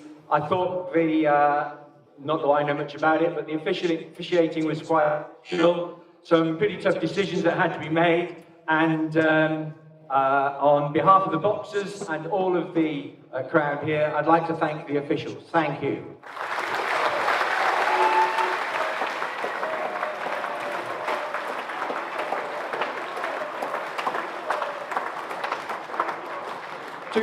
Two more words. First word, congratulations. I'd like to congratulate, yes, okay, that's more than 2 words, whatever. I'd like to congratulate, which is my first word, the crowd.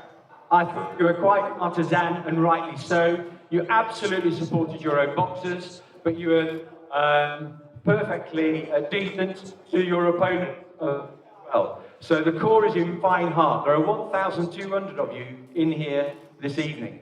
There'll be 2,000 of you at the Sapper Games, and the Sapper Games are great. Celebrate the fact that you're in the Royal Engineers. We are a fantastic corps. I left it quite a while ago. There are some Chelsea pensioners over there who left it a long, long time before I did. They also boxed. We are in fine heart, and for what it's worth, the corps is in a great position. So congratulate you.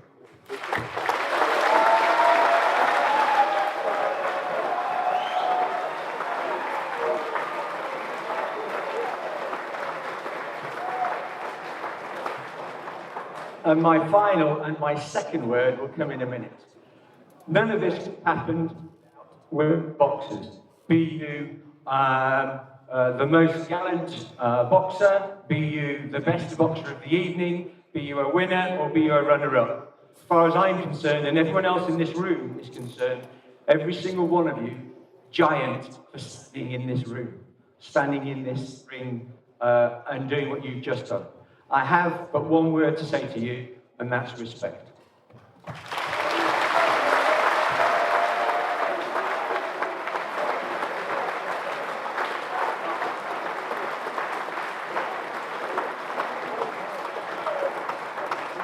So many thanks.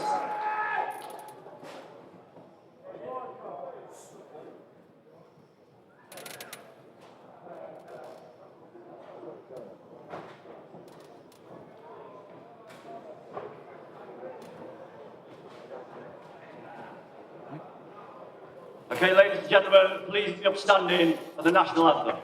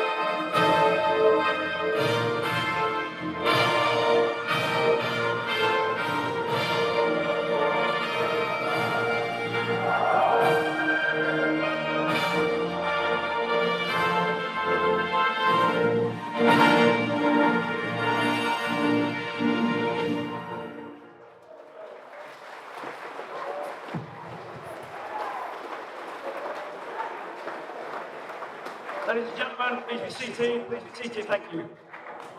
That's going to conclude the evening. Okay, keep the noise down. Thank you. Keep the noise down. Thank you. Listen in. Sit up.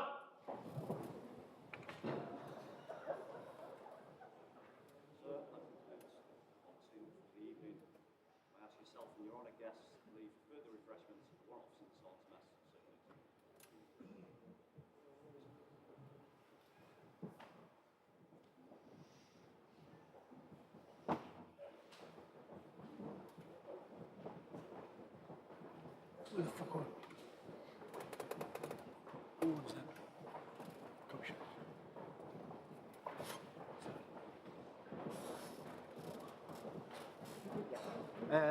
That concludes the evening. So I've been Keith Stubbs, he's been Dave Pearson, and we've had the wonderful Louise. You've been fantastic. Thanks for watching. And yeah, thanks very much. Any final words, Dave? No, I think it's just exceptional night of boxing. Fantastic. Thank you. Thanks for down in. Fantastic night. See you later.